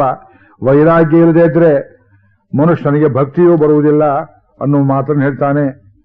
ಅಲ್ಲಿಂದ ಆಚೆಗೆ ಸತ್ಸಂಗದ ಮಹಿಮೆ, ಇದು ಉತ್ತಮೋತ್ತಮ ಭಾಗ. ಒಬ್ಬರಿಗೆ ವೇದಾಂತ ಶ್ರವಣ ಮಾಡಿಸೋದು ಹೇಗೆ? ಬೆಳಿಗ್ಗೆ ಉಪನಿಷತ್ ಹೇಳಿದೆ 8-10 ದಿವಸ, ಎಲ್ಲರೂ ಬರ್ತಾ ಇರಲಿಲ್ಲ. ನನಗದಕ್ಕೆ ಕೊರತೆನೂ ಆಗಲಿಲ್ಲ. ಯಾಕೆ ಇಲ್ಲಿ ಬರ್ತೀರಲ್ಲ ಇದು ಸಾಕು ಅಂತ. ಅಲ್ಲಿ ಹೇಳೋದೊಂದು ರೀತಿ, ಇಲ್ಲಿ ಹೇಳೋದೊಂದು ರೀತಿ. ಇಲ್ಲಿ ಬರದೇ ಇದ್ದವ್ರಿಗೂ ಒಂದು ಸಂದೇಶವನ್ನೇನು ಕೊಡ್ತೇನೆ ಅಂದ್ರೆ, ನಿಮ್ಮ ಮನೆ ಪಕ್ಕದಲ್ಲಿ ಭಾಗವತ ಕೇಳಿ ಅದರಲ್ಲಿ ರುಚಿ ಇದ್ದವರೊಬ್ಬರಿದ್ರೆ ಅವರ ನೆರಳಲ್ಲಿ ನೀವು ನಡೆಯುವಂತಾದರೆ ಸಾಕು, ನಿಮಗೆ ಮೋಕ್ಷವಾಗುತ್ತೆ. ನೀವೇ ಭಾಗವತ ಓದಬೇಕಂತಿಲ್ಲ. ಹಾಗಿದ್ರೆ ಪ್ರವಚನ ಮಾಡಿದ ದಂಡ ಅಂತಲ್ಲ, ಕೇಳಿ ಸಂತೋಷಪಡಿ. ಒಂದ್ ವೇಳೆ ತಲೆಗೆ ಹತ್ತಲಿಲ್ಲ ಒಬ್ಬರಿಗೆ, ಭಾಗವತ ಓದಿದವರೊಬ್ಬರು ಹೇಗೆ ನಡ್ಕೊಳ್ತಾರೆ ಅವರ ಸಂಘದಿಂದ ಅಂಥ ನಡತೆ ನಿಮ್ಮಲ್ಲಿ ಕಿಂಚಿತ್ ಅಂಕುರವಾದರೂ ಸಾಕು. ನರೋಧೈತಿ ಮಾಂ ಯೋಗ ನ ಸಾಂಖ್ಯಂ ಧರ್ಮ ಏವಚ. ಕೃಷ್ಣ ಹೇಳ್ತಾನೆ, ಸಾಂಖ್ಯಕ್ಕೆ, ಯೋಗಕ್ಕೆ, ಅಧ್ಯಾಯಕ್ಕೆ, ತಪಸ್ಸಿಗೆ, ತ್ಯಾಗಕ್ಕೆ, ಇಷ್ಟಾಪೂರ್ತಗಳಿಗೆ ನಾನು ಬಗ್ಗೋದಿಲ್ಲ ಕಾಣೋ. ಯಥಾವರುಂದೇ ಸತ್ಸಂಗ ಸರ್ವಸಂಗಾಪಹೋ ಹಿಮಾಂ. ಸತ್ಸಂಗದಲ್ಲಿ ನಿಸ್ಸಂಗತ್ವ ಬರುತ್ತೆ, ನಿಸ್ಸಂಗತ್ವದಲ್ಲಿ ನಿರ್ಮಲ ಬುದ್ಧಿ ಬರುತ್ತೆ. ಆದ್ದರಿಂದ ಭಗವಂತನ ಧ್ಯಾನಕ್ಕೆ ಸುಲಭ. ಶಂಕರಾಚಾರ್ಯರು ಸ್ತೋತ್ರ ಮಾಡಿಟ್ಟಿದ್ದಾರೆ. ದುಸ್ಸಂಗದಿಂದ ಎಲ್ಲ ಕೆಟ್ಟು ಹೋಗುತ್ತೆ. ಆ ಸತ್ಸಂಗಕ್ಕೆ ಉದಾಹರಣೆಗಳು ಕೊಡ್ತಾನೆ ಭಗವಂತ. ಅದನ್ನು ಮತ್ತೆ ಹೇಳ್ತೇನೆ. ಕಾರ್ಯಕರ್ತರೇನ ಪ್ರಕಟಣೆ ಇದ್ರೆ ಮಾಡಲಿ ಅವರು ಬೇಗ. ಮತ್ತೆ ಪ್ರವಚನಕ್ಕೆ ಈಗ ಕತ್ತರಿ ಹಾಕಬೇಕಾಗಿದೆ. ಇನ್ನು 15 ನಿಮಿಷದಲ್ಲಿ ಮುಗಿಬೇಕು. ಹೇಗೆ ಮುಗಿಸ್ಲಿ ಕೃಷ್ಣಾವತಾರವನ್ನ? ಬಸ್ಸು ಕಾಯೋದಿಲ್ವಲ್ಲ, ದೂರ ಹೋಗೋರು ತೊಂದರೆ ಆಗಬಾರದು. ಕಾಲದ ನೀತಿ ಈಗ ತಾನೇ ಹೇಳಿದ್ದೇನೆ. ಆದ್ರಿಂದ ಉದ್ಧವ ಗೀತೆಯನ್ನು ಸ್ವಲ್ಪ ಚಿಕ್ಕದು ಮಾಡಿಕೊಳ್ತೇನೆ. ಉದ್ಧವ ಕೃಷ್ಣನ್ ಬಿಡೋದಿಲ್ಲ, ಕೃಷ್ಣ ಉದ್ಧವನನ್ನು ಬಿಡೋದಿಲ್ಲ, ಉದ್ಧವ ಗೀತೆ ನಮ್ಮನ್ನು ಬಿಡೋದಿಲ್ಲ. ಮತ್ತು ನಾವು ನಿಮ್ಮನ್ನು ಬಿಡಬೇಕು. ಗೋಪಿಕೆಯರನ್ನ ಸ್ಮರಣೆ ಮಾಡಿಕೊಂಡ ಕೃಷ್ಣ ಕಲಿಯುಗದಲ್ಲಿ ಭಗವಂತನನ್ನು ಹೊಂದುವುದಕ್ಕೆ ಅತ್ಯಂತ ಸುಲಭ ಸಾಧನ ಅಂದ್ರೆ ಭಗವದ್ ಭಕ್ತರ ಸಂಘ. ಉಮೇಶ್ ಭಟ್ರ ಹೆಸರು ಹೇಳಿದ್ರು ಅವರು ಈಗಾಗಲೇ. ಅವರೆಂಥ ಭಕ್ತರು ಅಂದ್ರೆ ವಾರ ವಾರ ಮನೆಯಲ್ಲಿ ಒಬ್ಬರನ್ನು ಕರೆಸಿ ಭಗವದ್ಗೀತೆ ಭಾಗವತ ಹೇಳಿಸ್ತಾರೆ. ಅದಕ್ಕೆ ಅವರು ಪ್ರವಚನ ಅಂತ ಅನ್ನೋದಿಲ್ಲ, ಸತ್ಸಂಗ ಅಂತಾರೆ. ಇಲ್ಲಿ ನಡೀತಿರೋ 30 ದಿವಸದಿಂದ ಬರೀ ಸತ್ಸಂಗ ನಡೆದಿದೆ. ಇದು ಯಾರ ಸಂಘ ಯಾರಿಗೆ ಅಂದ್ರೆ ಪ್ರತಿಯೊಬ್ಬ ಭಕ್ತರ ಸಂಘ ಪ್ರತಿಯೊಬ್ಬರಿಗಾಗಿದೆ. ಗೋಷ್ಠಿಯಲ್ಲಿ ದೇವರು ವಿಜೃಂಭಿಸ್ತಾನೆ. ಆದ್ರಿಂದ ಸಾಂಖ್ಯ, ಯೋಗ, ಅಧ್ಯಯನ, ಹೋಮ, ವ್ರತ, ನೇಮ, ನಿಷ್ಠೆ, ಉಪವಾಸ ಇವಕ್ಕಿಂತ ನಾನು ಸತ್ಸಂಗಕ್ಕೆ ಬಗ್ಗುತ್ತೇನೆ ಎಂಬುದಾಗಿ ಉದಾಹರಣೆ ಕೊಡ್ತಾನೆ. ಅದಕ್ಕೆ ವೃಷಪರ್ವರೆಂಬ ರಾಕ್ಷಸ, ಬಲಿ, ಬಾಣ, ಮಯ, ವಿಭೀಷಣ, ಸುಗ್ರೀವ, ಹನುಮಾನ್, ಗಜೇಂದ್ರ, ಜಟಾಯು, ತುಲಾಧಾರನೆಂಬ ಒಬ್ಬ ವಣಿಕ್ ಶ್ರೇಷ್ಠ ಮಹಾಭಾರತದಲ್ಲಿ, ಧರ್ಮವ್ಯಾಧ, ರಾಮಾಯಣದ ಕುಬ್ಜೆ, ಶಬರಿ ಇವರೆಲ್ಲರೂ ಸತ್ಸಂಗದಿಂದಲೇ ಮೇಲಕ್ಕೆ ಬಂದವರು. ಇವರು ಯಾರು ವೇದಶಾಸ್ತ್ರ ಓದಿರಲಿಲ್ಲ. ವಿಭೀಷಣನಿಗೆ ಯಾವ ಸತ್ಸಂಗವಿತ್ತು? ಒಮ್ಮೆ ಹನುಮಂತ ಬಂದು ಹೋದ. ಅವತ್ತು ಏಕಾದಶಿ ಇತ್ತು ಅಂತಾರೆ ತುಳಸಿದಾಸರು. ಭಜನೆ ಮಾಡ್ತಿದ್ದಂತೆ ವಿಭೀಷಣ. ಅವನ ಮನೆಯಲ್ಲಿ ಸ್ವಲ್ಪ ಹೊತ್ತು ಬಂದು ಕೂತ ಹನುಮಂತ. ಅವನ ಸಂಘದಿಂದ ಅವನಿಗೆ ಸದ್ಗತಿಯಾಯಿತು. ರಾಕ್ಷಸ ಕುಲದಲ್ಲಿ ಹುಟ್ಟಿದವನು ಆದರೆ ಇವರೆಲ್ಲರಿಗಿಂತ ಕಲಿಯುಗದಲ್ಲಿ ನಮಗೆ ಬಹಳ ದೊಡ್ಡ ಗುರುಗಳು ಯಾರು ಅಂದ್ರೆ ಗೋಪಿಕಾ ಸ್ತ್ರೀಯರು. ಕೃಷ್ಣ ನೆನೆಸಿಕೊಂಡು ಕಣ್ಣೀರು ಹಾಕ್ತಾನೆ. 5-6 ಶ್ಲೋಕ ಅವ್ರ ಮೇಲೆ ಹೇಳ್ತಾನೆ. ತೇನಾಧೀತ ಶ್ರುತಿಗಣಾ, ವೇದ ಓದಿದ್ರೆ ನ ಉಪಾಸಿತ ಮಹತ್ತಮಾಹ ಅವ್ರತಾಹ ಅತಪ್ತ ತಪಸಃ. ಏನ್ ಮಾಡಿದ್ರು? ಸತ್ಸಂಗಾತಿ ಮಾಮುಪಾಗತಾಹ. ಸತ್ಸಂಗದಿಂದ ನನ್ನನ್ನು ಹೊಂದಿಬಿಟ್ರು. ಗರ್ಗಾಚಾರ್ಯರು ಸೇವೆ ಮಾಡಿದ್ರು. ಇಡೀ ಊರಿಗೆ ಒಬ್ಬರು ಪುರೋಹಿತರು. ಯಾರು ಎಲ್ಲಿ ಸಿಕ್ಕಿ ಸ್ವಾಮಿ ಇವತ್ತೇನು ಅಂತ ಕೇಳಿದ್ರೆ ಭಗವಂತನ ಗುಣವನ್ನೇ ಹೇಳುವರು. ಒಂದು ಊರನ್ನ, ಒಂದು ಇಡೀ ಕುಲವನ್ನ ಒಬ್ಬ ಆಚಾರ್ಯ ಉದ್ಧಾರ ಮಾಡಿಬಿಟ್ಟ. ಕೇವಲೇನ ಹಿ ಭಾವೇನ ಗೋಪ್ಯ ಗಾವಹ ನಗಾಹ ಮೃಗಾಹ. ಗೋಕುಲದ ಗೋವುಗಳನ್ನು ನೆನೆಸಿಕೊಂಡು ಕಣ್ಣೀರಿಡ್ತಾನೆ. ನನ್ನಲ್ಲಿ ಎಷ್ಟು ಪ್ರೀತಿ ಮಾಡಿದವು ಆ ಗೋವುಗಳು. ಯೇ ಅನ್ಯೇ ಮೂಢಧಿಯ ನಾಗಾಹ, ನಾಗಾ ಜನರು ಸರ್ಪಗಳು. ಸಿದ್ಧಾಹ ಮಾಮೀಯು ಅಂಜಸ ಎನ್ನ ಯೋಗೇನ ಸಾಂಖ್ಯೇನ ದಾನವ್ರತ ತಪೋಧ್ವರೈಹಿ. ತನ್ನ ಗುಟ್ಟನ್ನೇ ಬಿಚ್ಚಿಟ್ಟು ಬಿಟ್ಟ. ಕೃಷ್ಣಾವತಾರದ ಇಂಟರ್ಪ್ರಿಟೇಷನ್ ಕೃಷ್ಣನೇ ಕೊಡ್ತಾನೆ. ನೋಡಿ, ಏನು ಓದ್ದೇ ಇದ್ದವರು ನಾನು ಹೇಗೆ ಓಲದನೆಯ ಅವರ ನಿಷ್ಕಪಟವಾದ ಪ್ರೀತಿ ಎಂಬುದಾಗಿ ಬಲರಾಮನಂತಾನು ಕಳಿಸಿದ್ದು. ಅವರೆಲ್ಲ ಬಲರಾಮನ ಸುತ್ತ ಕೂತ್ಕೊಂಡು ರಾತ್ರಿ ಬೆಳ್ಳಂ ಬೆಳಗುವಂಥದ್ದು ಎಲ್ಲವನ್ನ ನೆನೆಸ್ಕೊಂಡು ಕೃಷ್ಣ ಓಡಾಡ್ತಾನೆ. ಇಂಥವ್ರನ್ನ ಮತ್ತೆ ಎಲ್ಲೆಯ ಕಾಣುವುದು ಎಂಬುದಾಗಿ. ಅದಾದ ಮೇಲೆ ಶರಣಾಗತಿ ಮಾಡುವ ರೀತಿಯನ್ನು, ಧ್ಯಾನ ಪ್ರಕಾರವನ್ನು, ವರ್ಣಾಶ್ರಮಗಳ ಮುಖ್ಯತ್ವವನ್ನು, ಅದರಲ್ಲಿ ಸನ್ಯಾಸಾಶ್ರಮದ ರೀತಿಯನ್ನು, ಅಷ್ಟಾಂಗಯೋಗದ ಕ್ರಮವನ್ನು. ಅಷ್ಟಾಂಗಯೋಗದಲ್ಲಿ ಒಂದು ಮೆಟ್ಲನ್ನು ಹೇಳ್ತಾರೆ ಭಗವಂತ. ನಾನು ಕಣ್ಣಿಗೆ ಕಾಣಿಸೋನಲ್ಲ, ಆದರೆ ಎಲ್ಲರೂ ದೇವಾಲಯ ರೂಪದಲ್ಲಿ ನನ್ನನ್ನ ಬೆಳ್ಳಿ ಬಂಗಾರದ ಮೂರ್ತಿಗಳನ್ನೇ ಇಟ್ಟು ಪೂಜೆ ಮಾಡಬೇಕೆಂಬುದೇನೂ ಇಲ್ಲ. ಯಾವ ರೂಪದಲ್ಲಿ ಬೇಕಾದರೂ ಪೂಜೆ ಮಾಡಬಹುದು. ಶೈಲಿ ದಾರುಮಯಿ ವಿಗ್ರಹ ಶಿಲಾರೂಪದಲ್ಲಿರಬಹುದು, ಕಟ್ಟಿಗೆ ರೂಪದಲ್ಲಿರಬಹುದು, ಅಥವಾ ಸಿಕತ ಮರಳಿನ ರೂಪದಲ್ಲಿ ಗಾರೆ ವಿಗ್ರಹ ಇರಬಹುದು, ಅಥವಾ ಏನೂ ಇಲ್ಲ ಲೇಪ್ಯ ಪೇಂಟೆಡ್ ಫಿಗರ್ ನೋಡಿ ಲೇಪ್ಯ, ಅಥವಾ ಮನೆಯಲ್ಲಿ ಉಪಯೋಗ ಮಾಡುವಂತಹ ಫೋಟೋ. ಯಾವ ರೂಪದಲ್ಲಿ ಪೂಜೆ ಮಾಡಿದ್ರು ನಾನು ಒಲಿತೇನೆ ಅಂತ ಕೃಷ್ಣ ಪರ್ಮಿಷನ್ ಕೊಟ್ಟಿದ್ದಾನೆ ನಿಮಗೆ. ನೋಡಿ, ಅದು ದೇವಸ್ಥಾನಕ್ಕೆ ಹೋಗಬೇಕು, ಮನೇಲಿ ಫೋಟೋ ಊದಿನ ಕಡ್ಡಿ ಹಚ್ಚಿದ್ರೆ ಅರಿಶಿನ ಕುಂಕುಮ ಹಾಕಿದ್ರೆ ಪೂಜೆ ಆಗೋದಿಲ್ಲ ಅಂತ ಹೇಳೋರು ನಾಳೆಗೆ ಕತ್ತರಿಸಿ ಹೋಗುತ್ತೆ ಇಲ್ಲಿ ಓದಿದ್ರೆ. ಅದು ಯಾವುದೊಂದು ರೂಪದಲ್ಲಿ ಪೂಜೆ ಮಾಡಿದ್ರು ನನಗೆ ಮುಟ್ಟುತ್ತೆ ಎಂಬುದಾಗಿ ಭಗವಂತ ಅಪ್ಪಣೆಯನ್ನು ಕೊಡ್ತಾನೆ. ಏನು ಎಷ್ಟು ಹೇಳಿದ್ರು ಈ ಉದ್ಯೋಗೀತೆ ಮುಗಿಯೋದಿಲ್ಲ ನಮಗೆ. ಭಕ್ತನಿಗಿರಬೇಕಾದ ಅಹಿಂಸಾ ಮೊದಲಾದ ಗುಣಗಳನ್ನ, ಶಾಂತಿ ದಾಂತಿ ತಿತಿಕ್ಷಾ ಮೊದಲಾದ ಗುಣಗಳನ್ನು ಕುರಿತು ಹೇಳ್ತಾನೆ. ಅದಾದ ಮೇಲೆ ಇನ್ನೊಂದು ಸಣ್ಣ ಕಥೆ ಭಿಕ್ಷುಗೀತೆ. ಅದನ್ನೆರಡು ಮಾತಲ್ಲಿ ಹೇಳಿ ಕೃಷ್ಣ ನಿರ್ಯಾಣದ ಕಥೆಗೆ ಬರ್ತಾ ಇದ್ದೇನೆ. ಯಾವ ಕಥೆ? ಅವಂತಿ ದೇಶದಲ್ಲಿ ಒಬ್ಬ ಬ್ರಾಹ್ಮಣ ಇದ್ದ. ಅವಂತಿ ಅಂದ್ರೆ ಉಜ್ಜಯಿನಿ. ಆ ಬ್ರಾಹ್ಮಣ ಪರಮಲೋಭಿ. ಪರಮಲೋಭಿ ಅಂದ್ರೆ ಎಷ್ಟು ಮಟ್ಟಿಗೆ ಅವನಿಗೆ ಕದರಿಯ ಅಂತ ವ್ಯವಹಾರ. ಕದರಿಯ ಅಂದ್ರೆ ಹಣವನ್ನು ಹೇರಳವಾಗಿ ಸಂಪಾದಿಸಿ ತಾನೂ ಉಪಯೋಗ ಮಾಡದೆ ಹೆಂಡತಿ ಮಕ್ಕಳಿಗೂ ಕೊಡದೆ ಕೂಡಿಡುವಂತ ಕಡುಲೋಭಿಗೆ ಕದರಿಯ ಅಂತಾರೆ. ನೋಡಿರ್ಬೇಕಲ್ಲ ಅಂತವ್ರು ನೀವು. ರೂಪಾಯಿನ ತೊಳೆದು ತೀರ್ಥ ತಗೊಳ್ಳೋದು. ಒಬ್ಬರಿದ್ರು ರೊಟ್ಟಿ ಮಾಡೋರು. ರೊಟ್ಟಿ ಮಾಡಿದ್ರೆ ಊಟ ಮಾಡಿದ್ರೆ ಎಲ್ಲಿ ಹೋಗ್ಬಿಡುತ್ತೋ ಅಂತ ರೊಟ್ಟಿಯನ್ನು ತೊಳೆದು ತೀರ್ಥಪ್ರಾಶನ ದ್ವಾದಶಿ ದಿವಸ ಮಾಡಿದ ಹಾಗೆ 4 ದಿವಸಕ್ಕೆ 5 ದಿವಸಕ್ಕೆ ಅದನ್ನ ಇಟ್ಕೊಂಡು ರೊಟ್ಟಿ ತೀರ್ಥ ಕುಡಿದು ಕೊನೆಯಲ್ಲಿ ಕೊಳೆತು ಹೋದ ಮೇಲೆ ತಿಪ್ಪೆಗೆ ಎಸೆಯುವುದು. ಇಂಥ ದರಿದ್ರ ಲೋಕದಲ್ಲಿ ಎಷ್ಟೋ ಜನ ನೋಡಿದ್ದೇವೆ. ಸ್ವಂತ ಬಂಧುಗಳಲ್ಲಿ ಕೋಟಿ ರೂಪಾಯಿ ಸೇರಿಸಿಟ್ಟಿರ್ತಾರೆ. ತಾನೂ ತಿನ್ನೋದಿಲ್ಲ, ತಂದೆ ಮಕ್ಕಳಿಗೂ ಕೊಡುವುದಿಲ್ಲ, ಅಣ್ಣ ತಮ್ಮಂದ್ರೆ ಕೊಡೋದಿಲ್ಲ. ಎಲ್ಲಿಟ್ಟಿದ್ದಾನೆ ಗುಟ್ಟು ಅಕೌಂಟ್ ಯಾರಿಗೂ ತಿಳಿಸಲಿಲ್ಲ. ಕೊನೆಗೆ ಅದು ಬ್ಯಾಂಕಿನವರು ಮುಟ್ಟುಗೋಲು ಹಾಕ್ತಾರೆ. ಎಲ್ಲೋ ಹೋಗ್ಬಿಡುತ್ತೆ ಆ ದುಡ್ಡದು. ಅಂಥ ಪರಮ ಜಿಪುಣ ಒಬ್ಬ ಇದ್ದ ಅವಂತಿ ದೇಶದಲ್ಲಿ. ಇವನ ದುರ್ನಡತೆಯಿಂದ ಇವನ ಹತ್ರ ಒಬ್ಬರು ಬಂಧುಗಳು ಸೇರ್ತಾ ಇರಲಿಲ್ಲ. ಎಲ್ಲ ಕೈ ಬಿಟ್ಬಿಟ್ರು ಅವನನ್ನ. ಅವನಿಗೊಂದು ವಯಸ್ಸು 80 ವಯಸ್ಸಾದ್ಮೇಲೆ ಜ್ಞಾನೋದಯವಾಯಿತು. ಯಾರಿಂದ ನನಗೂ ಪ್ರಯೋಜನವಿಲ್ಲ, ನನ್ನಿಂದ ಯಾರಿಗೂ ಪ್ರಯೋಜನ ಅಂತ ತಿಳ್ಕೊಂಡು ಅವನು ಒಂದು ಸನ್ಯಾಸಾಶ್ರಮಕ್ಕೆ ಕಾಲಿಟ್ಟ. ಕಾಷಾಯ ತಗೊಂಡ, ಕೈಯಲ್ಲಿ ತ್ರಿದಂಡ ಹಿಡ್ಕೊಂಡ. ಇಷ್ಟು ಮಾತ್ರ ಸನ್ಯಾಸ ಆಗುತ್ತೆ ನೋಡಿ. ಕಾಷಾಯ ಅಂದ್ರೇನು? ಮನಸ್ಸಿನ ಕಷಾಯವನ್ನು ಬಿಡಬೇಕು. ಕಷಾಯ ಅಂದ್ರೆ ಅಂಟು. ತ್ರಿದಂಡ, ವಾಗ್ದಂಡ, ಕಾಯದಂಡ, ಮನೋದಂಡ. ತ್ರಿದಂಡಿ ಸನ್ಯಾಸಿಗಳು ಶ್ರೀವೈಷ್ಣವರಲ್ಲಿ ಉಂಟು. ಗೌಡಿಯ ಮಠ ಬಂಗಾಳದಲ್ಲಿ ಉಂಟು. ಅದು 3 ದಂಡ ಯಾವುದು ಅಂದ್ರೆ ಮನಸ್ಸು, ವಾಕು, ಕಾಯ ಇವುಗಳನ್ನು ದೇವರಿಗೆ ಅರ್ಪಿಸಿಬಿಟ್ಟಿದ್ದೇನೆ, ಇದರಲ್ಲಿ ನನ್ನದಂಬೋದಿಲ್ಲ ಅಂತ. ಇದು ಮನಸ್ಸಿನ ಕಷಾಯ ತೊಳ್ಕೋಬೇಕು. ಈ ಕಷಾಯ ಹೋಗದೆ ಎಷ್ಟೊಂದು ಕಾಷಾಯ ಸುಕ್ಕಿದ್ರೂ ಪ್ರಯೋಜನವಿಲ್ಲ. ಕಾಷಾಯ ತಗೊಂಡ. ಅಲ್ಲಿಂದ ಆಚೆಗೆ ಅವನಿಗೆ ವೈರಾಗ್ಯ ನಿಜವಾಗಿ ಬಂತು, ಕ್ರಮಕ್ರಮವಾಗಿ ಬಂತು. ಜನ ಕಲಿಸಿದ್ರು. ಅವನ ಹಿಂದೆ ಪೋಲಿ ಹುಡುಗರೆಲ್ಲ ಹೋಗಿ ರೇಗಿಸೋರು, ಚಪ್ಪಾಳೆ ಹೊಡೆಯೋರು, ಹುಚ್ಚ ಹುಚ್ಚ ಹುಚ್ಚ ಅಂತ. ಕೆಲವರು ಕಲ್ಲು ಹೊಡೆಯೋರು, ಒಬ್ರು ತ್ರಿದಂಡ ಕಿತ್ಕೊಂಡು ಹೋದ್ರು. ಇನ್ನೊಬ್ರು ಅವನು ಭಿಕ್ಷೆ ಎತ್ತಿದ ಪಾತ್ರದಲ್ಲಿ ಮೂತ್ರವನ್ನು ಹೊಯ್ದರು ಸಣ್ಣ ಹುಡುಗರು. ಈ ವೈದಿಕರನ್ನ ಪಂಡಿತರನ್ನ ಕಂಡು ಇಷ್ಟೆಲ್ಲ ಕೀಟ್ಲೆ ಕೊಡ್ತಾರ. ಅವನು ಬಾಯಿ ತುಟಿ ಪಿಟಕ್ ಅಂತ ಮಾತನಾಡಲಿಲ್ಲ. ಅಷ್ಟು ಕಷ್ಟ ಅನುಭವಿಸಿದ್ನಲ್ಲ, ಯಾರಿಗೂ ಬೇಡದೆ ಜೀವ. ಕೊನೆಯಲ್ಲಿ ಸತ್ತರೆ ಹೆಣವನ್ನು ಕೂಡ ಎತ್ತಾರೆಯೋ ಇಲ್ವೋ ಅಂತ ಭಯ ಉಂಟಾಗಿ ವೈರಾಗ್ಯ ಬಂದವನು ಕೊನೆಯಲ್ಲಿ ಒಂದು ಸತ್ಯವನ್ನ ಕಂಡಿಡ್ಕೊಂಡ. ಅದನ್ನು ಶ್ಲೋಕದಲ್ಲಿ ಹೇಳಿದ್ದಾರೆ, ಓದೋದಿಲ್ಲ. ಹಣವನ್ನು ಕೂಡಿಸಿದ್ರೆ ಏನೇನು ತೊಂದರೆ ಬರುತ್ತೆ ಅಂತ ಅವನೊಂದು 18 ಅಂಶಗಳನ್ನು ಶ್ಲೋಕದಲ್ಲಿ ಅನುಗ್ರಹ ಮಾಡಿಕೊಟ್ಟ. ಇದೇ ಭಿಕ್ಷುಗೀತೆ. ಹಣದಲ್ಲಿ ಮೊದಲನೇ ಶ್ರಮ ಕೂಡಿಸುವ ಶ್ರಮ. ದುಡ್ಡು ಕೂಡ ಹಾಕಬೇಕಾದ್ರೆ ಶ್ರಮ ನೋಡ್ಕೊಳ್ಳಿ. ರಕ್ಷಣೆಯಲ್ಲಿ ಎಷ್ಟು ಶ್ರಮ, ಖರ್ಚು ಮಾಡುವುದರಲ್ಲಿ ಎಷ್ಟು ಶ್ರಮ. ಹೋಯ್ತಲ್ಲ ಅಂತ ಖರ್ಚು ಮಾಡದೇ ಇದ್ರು ಎಲ್ಲಿ ನಾಶ ಆಗುತ್ತೋ ಅಂತ ರಾತ್ರಿ ಎಲ್ಲ ಹೊದ್ದಿಕೆ ಹಾಕಿ ಬೆಪ್ಪನಂತೆ ಕೂಚಿರುವುದು, ಯಾರು ತಗೊಂಡೋಗ್ಬಿಡ್ತಾರೋ ಅಂತ.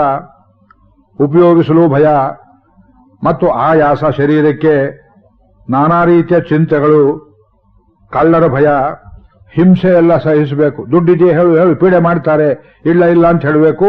ಹಿಂಸೆಯನ್ನು ಸಹಿಸಬೇಕು, ಸುಳ್ಳು ಹೇಳಬೇಕು, ದಂಭವನ್ನು ಮಾಡಬೇಕು, ಕಾಮಾದಿ ಅರಿಷಡ್ ವರ್ಗಗಳಿಗೆ ಹೃದಯದಲ್ಲಿ ಜಾಗ ಕೊಡಬೇಕು, ಅಹಂಕಾರ ಮದಕ್ಕೆ ದಾರಿ ಕೊಡಬೇಕು, ಇತರರ ವೈರವನ್ನ ಕಟ್ಟಿಕೊಳ್ಳಬೇಕು, ಯಾರನ್ನೂ ನಂಬದೇ ಇರುವಂತ ಅತ್ಯಂತ ಅವಿಶ್ವಾಸದ ಸ್ಥಿತಿಗೆ ಬರಬೇಕು. ದುಡ್ಡು ಸೇರಿದ್ರೆ ಇನ್ನೊಬ್ಬರ ಜೊತೆಯಲ್ಲಿ ಸ್ಪರ್ಧೆ ಮಾಡಬೇಕು ಅಂತ ದುರ್ಬುದ್ಧಿ ಬರ್ತದೆ. ಈ 18 ದೋಷಗಳಿರೋದ್ರಿಂದ ವಿತ್ತವನ್ನ ಶತ್ರು ಅಂತ ಭಾವಿಸಬೇಕು ಅಂತ ಈ ಭಿಕ್ಷು ಕಂಡುಕೊಂಡ. ಇದೇ ಭಿಕ್ಷುಗೀತೆಯ ತತ್ವ. ಕೂಡ ಹಾಕಬಾರ್ದು ಅಂತಲ್ಲ, ಕೂಡ ಹಾಕಿದ್ರೆ ಕೊಟ್ಟು ಬಿಡಿ. ಕೃಷ್ಣಕುಮಾರ್ ಅವ್ರ ಕೈಗೆ ಒಂದೊಳ್ಳೆ ಉಪನ್ಯಾಸಕ್ಕೆ ಉಪಯೋಗ ಬರುತ್ತೆ ಅದು. ಇಲ್ಲಿ ಯಾರೋ ಒಬ್ರು ಚೀಟಿ ಬರೆದು ಕೊಟ್ಟಿದ್ದಾರೆ. ಅವರು ಎಲ್ಲರ ಬಗ್ಗೆ ವಂದನಾರ್ಪಣೆ ಮಾಡ್ತಾರೆ. ಇಷ್ಟೆಲ್ಲ ಮೈಸೂರಿನ ಜನತೆಗೆ ಉಪಕಾರ ಮಾಡಿದ್ದಾರೆ, ತಾವು ದಯಮಾಡಿ ಈ ಸಭೆಯಲ್ಲಿ ಅವರನ್ನು ಆಶೀರ್ವದಿಸಬೇಕು ಅಂತ ಕೇಳಿದ್ದಾರೆ ಒಬ್ರು. ಅವ್ರು ಏನು ಹೆಸರು ಏನ್ ಬರೆದಿದ್ದಾರೋ ಗೊತ್ತಿಲ್ಲ. ಹೆಸರು ಅನ್ಸೈನ್ಡ್ ಲೆಟರ್, ಇದು ಹಾಗೆ ಬರೀಬಾರದು, ಸೈನ್ ಹಾಕಬೇಕು ದಯವಿಟ್ಟು. ಆದ್ರೆ ನಿಮ್ಮನ್ನು ಕ್ಷಮೆ ಮಾಡಿದ್ದೇನೆ ನಾನು. ನಿಮ್ಮೆಲ್ಲರ ಪರವಾಗಿ ಕೃಷ್ಣಕುಮಾರ್ ಅವ್ರಿಗೆ ನಾನು ಈಗಲೇ ವಂದನೆ ಹೇಳಿಬಿಡ್ತೇನೆ. ನಾಳೆ ಹೇಳೋದಕ್ಕೆ ಟೈಮ್ ಆಗೋದಿಲ್ಲ. ಅವರು ಪದೇ ನಮ್ಮ ಹೆಸರು ಹೇಳಬೇಡಿ ಅಂತಾರೆ. ಹೇಳಿದೆ ಇದ್ರೆ ಮತ್ತೆ ಅನ್ಸೈನ್ಡ್ ಆಗುತ್ತೆ, ನಾನು ಆ ತಪ್ಪು ಮಾಡಿದಾಗುತ್ತೆ. ಆದ್ರಿಂದ ಹೇಳಿದ್ದೇನೆ. ಇದು ಭಿಕ್ಷುಗೀತೆ. ಇನ್ನು ಮುಂದಕ್ಕೆ ಕೃಷ್ಣಾವತಾರ ಸಮಾಪ್ತಿಯ ಘಟ್ಟಕ್ಕೆ ಹೋಗ್ತಾ ಇದ್ದೇವೆ.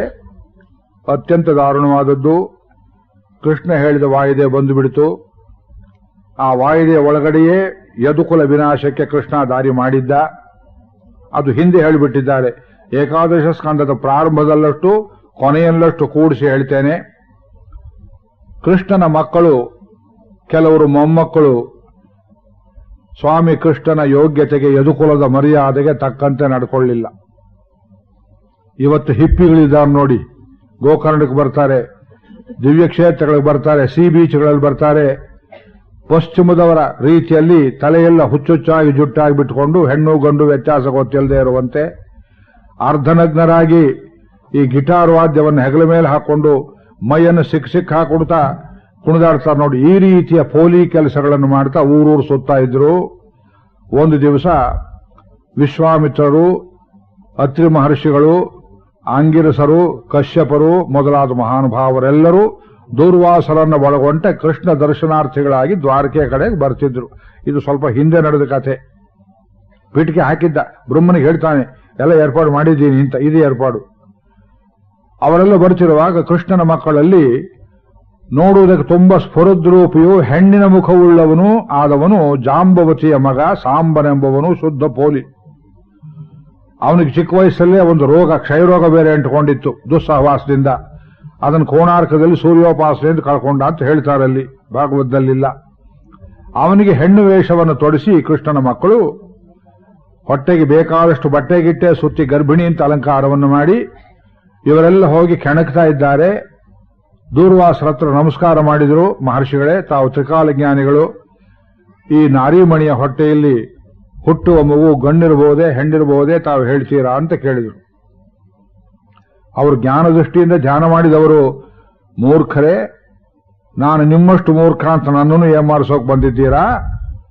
ನನ್ನ ಕೆಣಕ್ತೀರಾ ನೀವು ಅಂತ ಹೇಳಿ, ಈ ಮಗು, ಈ ಹೆಣ್ಣು ಎಂತತೇನು ತಿಳ್ಕೊಂಡು ಕರ್ಕೊಂಡ್ ಬಂದಿದ್ದೀರಿ, ಈ ಗಂಡು ಇವನ ಹೊಟ್ಟೆಯಲ್ಲಿ ಹುಟ್ಟುವುದು ನಿಮ್ಮ ವಂಶವನ್ನು ಹಾಳು ಮಾಡುವ ಮುಸಲ, ಒನಕೆ ಹುಟ್ಟುತ್ತೆ ಹೋಗಿ ಅಂದ್ಬಿಟ್ಟು. ದುರ್ವಾಸರ ಶಾಪ, ಮಹರ್ಷಿಗಳನ್ನು ಕೆಣಕಿದ್ರೆ ಬಿಡ್ತಾರಿಯೇ?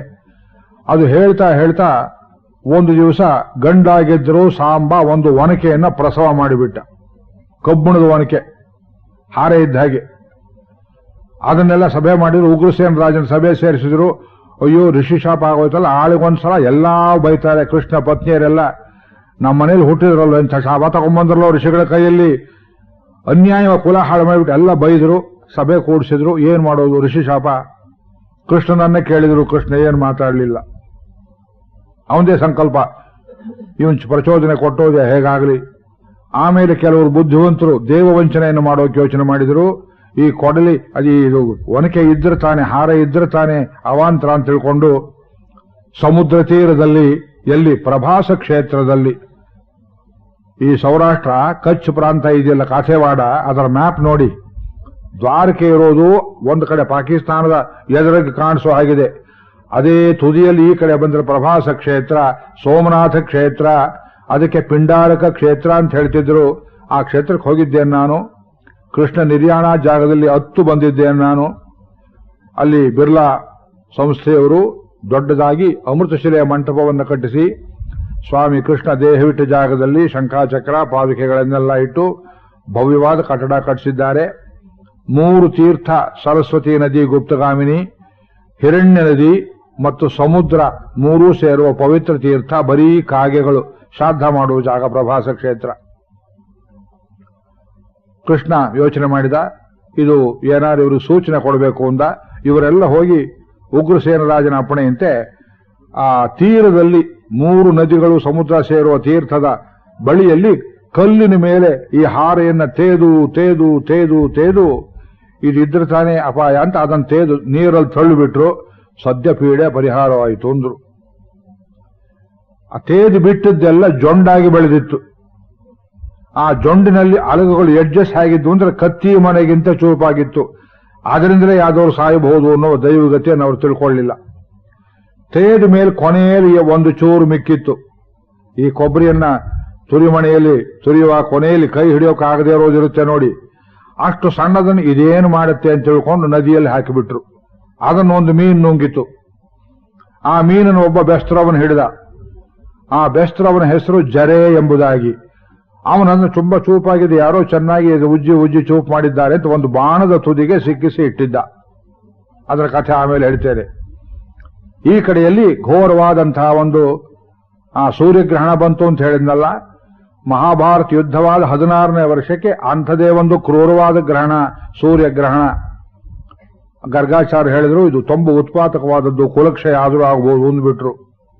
ಎಲ್ಲ ಬಂದು ಕೃಷ್ಣನ ಕೇಳಿದ ಏನ್ ಮಾಡಬೇಕು ಅಂತ. ಕೃಷ್ಣ ಹೇಳಿದ, ದ್ವಾರಕೆ ಮುಳುಗೋಗುತ್ತೆ ಇನ್ನು 7 ದಿವಸದಲ್ಲಿ ಈ ಗ್ರಹಣದ ಫಲಿತಾಂಶ. ಆದ್ರಿಂದ ನಾವೆಲ್ಲ ಏನ್ ಮಾಡೋಣ ಅಂದ್ರೆ ಅವತ್ತಿ ಊರಲ್ಲಿರೋದು ಬೇಡ. ಪ್ರಭಾಸ ಕ್ಷೇತ್ರ, ಶಿವನ ಕ್ಷೇತ್ರ, ಸೋಮನಾಥ ಪಿಂಡಾರಕ ಇದೆಯಲ್ಲ, ಅಲ್ಲಿಗೆ ಹೋಗಿ ಎಲ್ಲರೂ ಸೇರಿಕೊಂಡು ವಯಸ್ಸಾದವರು ಗಂಡಸರೆಲ್ಲ ಅಲ್ಲಿ ತರ್ಪಣ ಮಾಡೋಣ, ಪಿತೃಶ್ರಾದ್ದಗಳನ್ನು ಮಾಡೋಣ.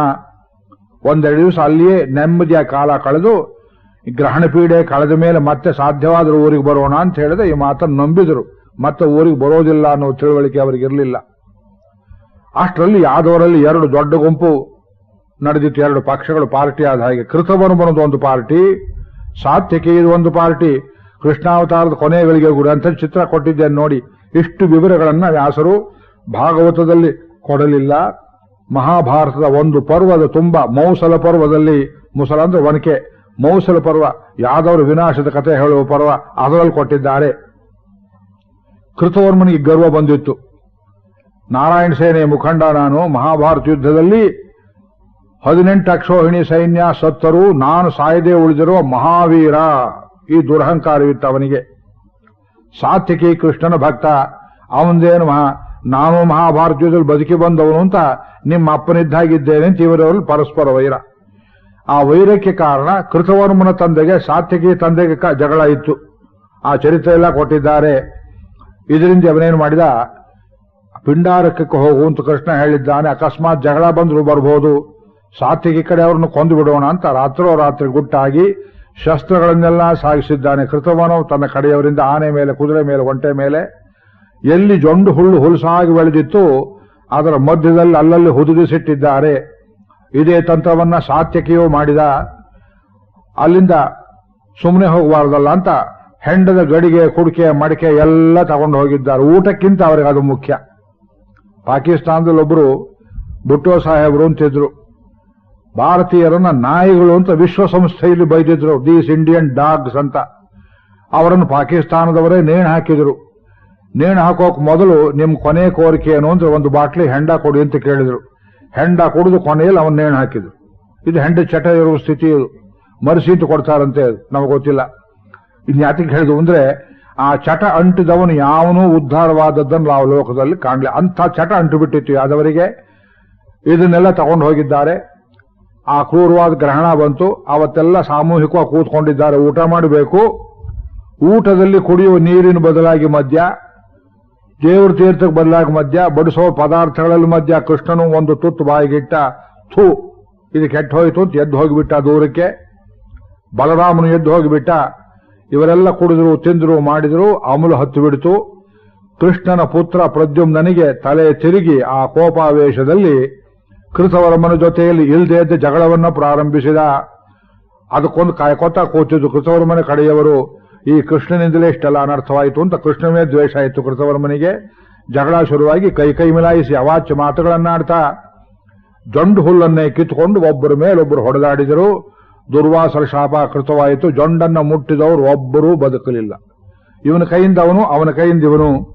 ಆ ಸತ್ರೀತಿಯನ್ನು ವರ್ಣನೆ ಮಾಡ್ತಾರೆ ಘೋರವಾಗಿ ವೇದವ್ಯಾಸರು. ತಂದೆಯ ಮಕ್ಕಳು ಅನ್ನೋ ಭೇದವಿಲ್ಲದೆ ಒಬ್ಬರೊಬ್ಬರು ಪರಸ್ಪರ ತಮ್ಮ ತಮ್ಮ ಕೈಯಿಂದಲೇ ಹೊಡೆದಾಡಿ ಸತ್ತರು. ಪುತ್ರ ಅಯುಧ್ಯನ್ ಪಿತೃಭಿ ಭ್ರಾತೃಭಿಶ್ಚ ಸ್ವಶ್ರೀಯ ದೌಹಿತ್ರ ಪಿತೃರ್ಯಮಾತುಲೈ ಮಿತ್ರಾಣಿ ಮಿತ್ರೈ ಸುಹೃದ ಸುಹೃದ್ಭಿ ಜ್ಞಾತೀನ್ ಅಹನ್ ಜ್ಞಾತಯೇವ ಮೂಢಾ. ಪುತ್ರ ಅಯುಧ್ಯನ್ ಪಿತೃಭಿ, ತಂದೆ ಸಮಾನರಾದ ಕೈಯಲ್ಲಿ ಮಕ್ಕಳು ಜಗಳ ಆಡ್ತಾ ಹೊಡೆದಾಡ್ತಾ ಇದ್ದಾರೆ. ಅವನು ಹೋದ್ನಲ್ಲ ಅಂತ ತಂದೆ ಆದವನು ಮಕ್ಕಳ ಜೊತೆಯಲ್ಲಿ ಹೊಡೆದಾಡ್ತಾ ಇದ್ದಾನೆ. ಅಣ್ಣ ತಮ್ಮಂತರ ಅಕ್ಕ ತಂಗಿಯರ ಮಕ್ಕಳು ಹೊಡೆದಾಡ್ತಾ ಇದ್ದಾರೆ. ಹೀಗೆ ಹೊಡೆದಾಡಿ ಸಾಯ್ತಾ ಬಂದ್ರು. ಜೊಂಡೆಲ್ಲ ಮುಗಿಯಿತು. ಅಷ್ಟು ಜೊಂಡು ಹೊಡೆದಾಡಿದ್ದಾರೆ ನೋಡಿ. ಜೊಂಡು ಹೋದ್ಮೇಲೆ ಶಸ್ತ್ರಗಳಿದ್ವಲ್ಲ ಅದನ್ನು ತಗೊಂಡು ಹೊಡೆದಾಡಿದ್ದಾರೆ. ಒಬ್ಬ ಯಾದವನೂ ಉಳಿಯಲಿಲ್ಲ ಕೃತವರ್ಮನಾದಿಯಾಗಿ. ಕೃಷ್ಣನ ಕುಟುಂಬ ಅಷ್ಟು ದೊಡ್ಡದಾದ 16,000 ಸ್ತ್ರೀಯರಲ್ಲಿ ಒಬ್ಬೊಬ್ಬರಲ್ಲಿ 10 ಮಕ್ಕಳನ್ನು ಅನುಗ್ರಹ ಮಾಡಿದ್ದವರು ಎಲ್ಲರೂ ಸತ್ತು ಬಿದ್ದರು. ಈ ಕಥೆ ಹೇಳೋದು ತುಂಬಾ ಕಷ್ಟವಾಗುತ್ತೆ. ತುಂಬಿದ ಸಮೃದ್ಧವಾದ ಕುಟುಂಬ ಈ ಸ್ಥಿತಿಗೆ ಬಂದುಬಿಡ್ತು. ಕೃಷ್ಣ ಬಲರಾಮನನ್ನು ನೋಡಿದ. ಬಲರಾಮ ಕೈ ಮುಗಿದು ದೂರಕ್ಕೆ ಅದೇ ಪ್ರಭಾಸದ ಇನ್ನೊಂದು ದಂಡೆಯಲ್ಲಿ ಹೋಗಿ ಸಮುದ್ರ ತೀರದಲ್ಲಿ ಕುಳಿತು ತನ್ನ ಸ್ವಸ್ವರೂಪವನ್ನು ಧ್ಯಾನಿಸಿ ಬಿಳಿಯ ಆದಿಶೇಷನ ರೂಪದಲ್ಲಿ ಸಮುದ್ರದಲ್ಲಿ ಪ್ರವೇಶ ಮಾಡಿಬಿಟ್ಟ. ನೀ ಹೋಗು, ನಿನ್ನ ಹಿಂದೆ ಬರ್ತೇನೆ ಅಂತ ಸ್ವಾಮಿ ಅಪ್ಪಣೆ ಕೊಟ್ಟಿದ್ದ ಸಂಕೇತ. ಬಲರಾಮನ ದೇಹ ವಿಸರ್ಜನೆಯಾಯಿತು, ಪುಷ್ಪವೃಷ್ಟಿಯಾಯಿತು. ಈ ಕಡೆಯಲ್ಲಿ ಎಲ್ಲರೂ ಸತ್ತು ಬಿದ್ದುಬಿಟ್ರು.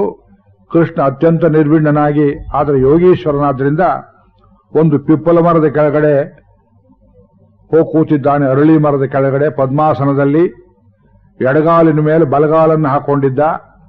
ಆ ಬಲಗಾಲಿನ ಹೆಬ್ಬೆರಳು ಹೇಗೆ ಕಾಣಿಸ್ತಿತ್ತು ದೂರಕ್ಕೆ ನೋಡಿದರೆ ಒಂದು ಪಕ್ಷಿಯಂತೆ ಕಾಣ್ತಾ ಇತ್ತು. ಸ್ವಾಮಿ ಶಾಪ ಫಲಿಸಬೇಕು. ದೂರ್ವಾಸರದ್ದು ಒಂದು, ಇನ್ನೊಂದು ಶಾಪ ಇತ್ತು ಯಾದವ ಕುಲಕ್ಕೆ. ಅದನ್ನೆನ್ನೆ ಮೊನ್ನೆ ಹೇಳಲಿಲ್ಲ, ಇವತ್ತು ಹೇಳ್ತೇನೆ. ಮಹಾಭಾರತ ಯುದ್ಧವೆಲ್ಲ ಮುಗಿದ ಮೇಲೆ ಗಾಂಧಾರಿ ಕೃಷ್ಣನನ್ನು ಭೇಟಿಯಾಗ್ತಾಳೆ. ಘೋರ ಪ್ರಸಂಗ, ಅದನ್ನು ಬರೆದಿದ್ದೆ ನೋಡಿ. ಅದರಲ್ಲಿ ಕೃಷ್ಣಾವತಾರದ ಕೊನೆಗಳಿಗೆಗಳು ಕಾದಂಬರಿ ಓದಿದ್ರೆ ನಿಮ್ಗೆ 4 ದಿವಸ ಊಟ ಬೇಕಾಗೋದು, ಅಷ್ಟು ಬೇಜಾರಾಗಿಬಿಡುತ್ತೆ ಅದು. ಯುದ್ಧ ಭೂಮಿಯಲ್ಲೆಲ್ಲ ಹೋಗಿ ನೋಡ್ಕೊಂಡ್ಬಂದ್ಲು ಗಾಂಧಾರಿ. ಕಣ್ಣಿಗೆ ಬಟ್ಟೆ ಕಟ್ಟಿಕೊಂಡೆ. ಅಯ್ಯೋ ದುರ್ಯೋಧನ ಬಿದ್ದ ಜಾಗ, ಅಯ್ಯೋ ಕರ್ಣ ಬಿದ್ದ ಜಾಗ ಎಲ್ಲ ನೋಡಿದ್ಲು. ಅತ್ಲು ಗೊಳೋ ಅಂತ. ಆಮೇಲೆ ಕಣ್ಣು ಬಟ್ಟೆಯ ತುದಿಯಲ್ಲಿ ಧರ್ಮರಾಜನ ಉಗುರುಗಳನ್ನು ನೋಡಿದ್ರು. ನಿನ್ನಿಂದ ಇಷ್ಟೆಲ್ಲ ಆಗಿದ್ದು ಪಾಪಿ ಅಂತ ಅವನ ಉಗುರು ಸುಟ್ಟು ಹೋಯಿತು.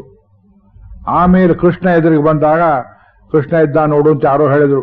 ಕೃಷ್ಣ ಹೊಟ್ಟೆ ಉರಿ ಸಂಕಟ ಬಡ್ಕೊಳ್ತಾಳೆ.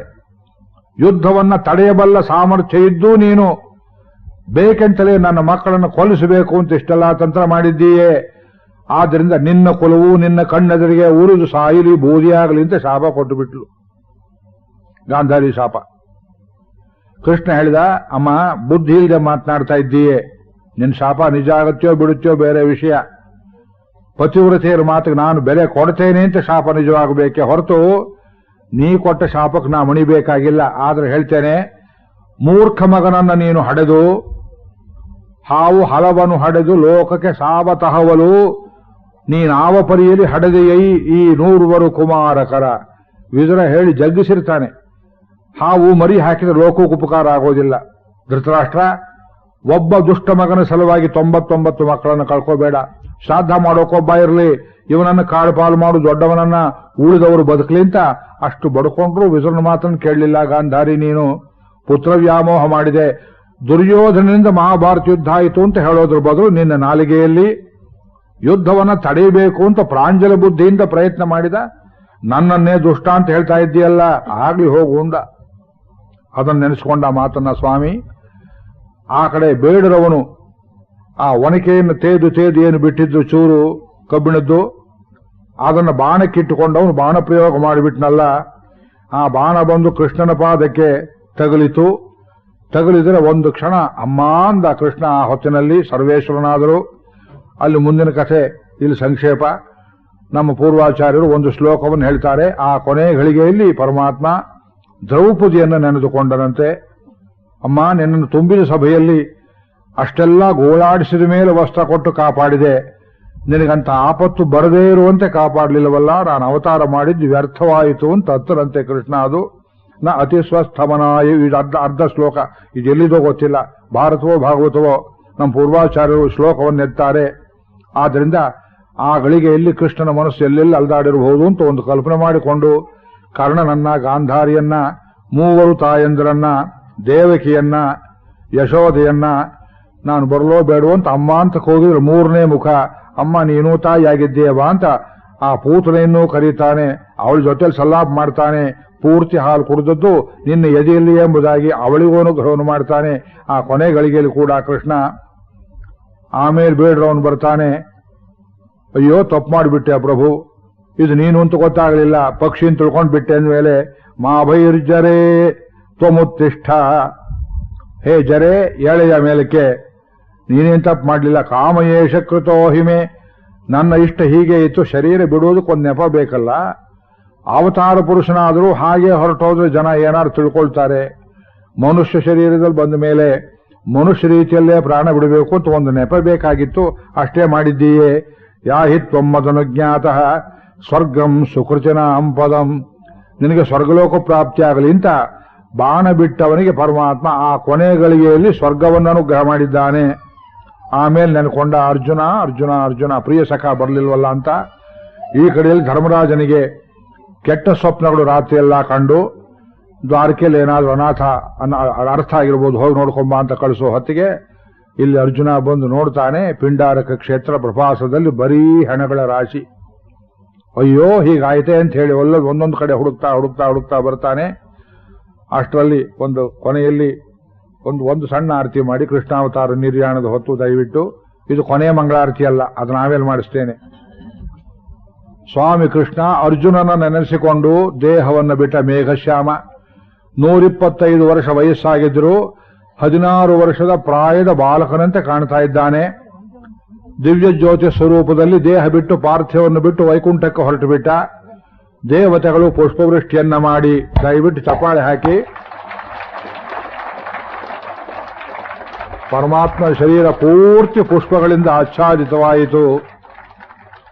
ರಾಜಾಧಿರಾಜಾಯ ಪ್ರಸಹ್ಯ ಸಾಹಿನೇ ನಮೋ ವಯಂ ವೈಶ್ರವಣಾಯ ಕುರ್ಮಹೇ ದದಾತು ಕುಬೇರಾಯ ವೈಶ್ರವಣಾಯ ಮಹಾರಾಜಾಯ ನಮಃ. ಕೃಷ್ಣಾವತಾರ ಸಮಾಪ್ತಿಯಾಯಿತು. ಗೊಳೋ ಅಂತ ಅಳಬೇಕು. ನಮಗೋಸ್ಕರ ಅವತಾರ ಮಾಡಿದ ಸ್ವಾಮಿ ಎಷ್ಟು ನಿರ್ವಿಣ್ಣ ಸ್ಥಿತಿಯಲ್ಲಿ ಅವತಾರವನ್ನು ಮುಗಿಸಬೇಕಾಯ್ತು ನೋಡಿ. Is that the send off. ಈ ಲೋಕ ಅವನನ್ನು ಕಳಿಸಬೇಕಾದ ರೀತಿ ಅದೇ ನೋಡಿಕೊಳ್ಳಿ. ಕೃಷ್ಣ ಪುತ್ರರು, ಪ್ರಪೌತ್ರರು, ಪೌತ್ರರು ಸರಿಯಾದ ರೀತಿಯಲ್ಲಿ ನಡ್ಕೊಂಡಿದ್ರೆ ಅವತಾರ ಎಷ್ಟು ಸಾರ್ಥಕವಾಗುತ್ತಿತ್ತು. ಆಗಲಿಲ್ಲ. ಇದು ಪ್ರಾಪ್ತಿ. ಮನುಷ್ಯ ಲೋಕದಲ್ಲಿ ಏನಿದೆ ಅಂತ ಅವತಾರ ಮಾಡಿ ತೋರಿಸ್ತಾರೆ ಅಭಿನಯ. ಧರ್ಮರಾಜ ಕಳಿಸಿದ ಅರ್ಜುನನನ್ನು ಬಂದು ನೋಡ್ತಾನೆ, ಬರೀ ಶವಗಳ ರಾಶಿ. ಆಮೇಲೆ ಇಲ್ಲಿ ಕೃಷ್ಣ ಎಲ್ಲಿ ಹೋದ, ಬಲರಾಮ ಎಲ್ಲಿ ಹೋದ ನೋಡ್ತಾ ಇದ್ದಾರೆ. ಕೃಷ್ಣನ ಶರೀರದ ಜಾಗ ಗುರುತು ಸಿಕ್ಕಿತು. ಅಷ್ಟರಲ್ಲಿ ಪಿಂಡಾರಕಕ್ಕೆ ಹೋದವರು ಏನು ಬರಲಿಲ್ವಲ್ಲ, ಸಮಾಚಾರ ಕೊಡ್ಲಿಲ್ವಲ್ಲ ಅಂತ ದೇವಕಿ ವಸುದೇವರು ಬರ್ತಾರೆ ಅದೇ ಜಾಗಕ್ಕೆ. ಕಣ್ಣೆದುರಿಗಿದ್ದೆಲ್ಲ ನೋಡುವಂತಹ ಕೆಟ್ಟ ಬಾಳ್ವೆ. ಎಷ್ಟು ವಯಸ್ಸು ಬದುಕಿದ್ರೇನು ದೇವಕಿ. ಬಾಲ್ಯಲೀಲೆ ನೋಡ್ಲಿಲ್ಲ, ಅಂತ್ಯಲೀಲೆ ನೋಡ್ತಾ ಇದ್ದಾಳೆ. ದುಃಖ ಪಡಬೇಕು. ಆಮೇಲೆ ಅರ್ಜುನ ಅಷ್ಟು ಯಾದವರ ಶರೀರಕ್ಕೆ ಉತ್ತರ ಸಂಸ್ಕಾರವನ್ನು ಮಾಡ್ತಾನೆ. ಇದನ್ನೆಲ್ಲ ಭಾಗವತದಲ್ಲಿ ಬರೀಲಿಲ್ಲ, ಮಹಾಭಾರತದಲ್ಲಿ ಇವೆಲ್ಲ ವಿಸ್ತಾರವಾಗಿ ಕೊಟ್ಟಿದ್ದಾರೆ ವೇದವ್ಯಾಸರು. ಅಂತೂ ಕೃಷ್ಣಾವತಾರ ಮುಗಿದು ಹೋಯಿತು. ಕೃಷ್ಣ ಜನನ ನೋಡಿದವರು, ಕೃಷ್ಣನ ರುಕ್ಮಿಣಿ ವಿವಾಹವನ್ನು ನೋಡಿದವರು ಈ ಕಥೆಯನ್ನು ಕೇಳಬೇಕಾಗಿ ಬಂದಿದ್ದು ಒಂದು ದುರ್ದೈವ. ಆದರೆ ಅವತಾರ ಮುಗಿಬೇಕಲ್ಲ, ಅದನ್ನು 11ನೇ ಸ್ಕಂದದಲ್ಲಿ ವೇದವ್ಯಾಸರು ನಮಗೆ ಕೊಟ್ಟಿದ್ದಾರೆ. ಇದರಲ್ಲಿಯೂ ಕೆಲವು ಪಾಠಗಳನ್ನು ಕಲಿಸ್ತಾರೆ. ಇವತ್ತಿಗೆ ಇನ್ನು ಹೆಚ್ಚು ಹೇಳಬಾರದು ವಿಷಯ. ಕೃಷ್ಣಾವತಾರ ಮುಗಿದು ಹೋದ್ಮೇಲೆ ಹೇಳುವುದಕ್ಕೇನಿದೆ ಕಥೆ ಲೋಕದಲ್ಲಿ? ಭಾಗವತ ಮುಗಿದು ಹೋಯಿತು. ಆದರೆ ನಾಳಿನ ಉಪನ್ಯಾಸ ಭಾಗದಲ್ಲಿ 9 ಗಂಟೆಗೆ ಪರೀಕ್ಷಿತ್ ರಾಜನ ಮೋಕ್ಷ ಪ್ರಾಪ್ತಿಯನ್ನು ಕುರಿತು ಹೇಳಬೇಕು.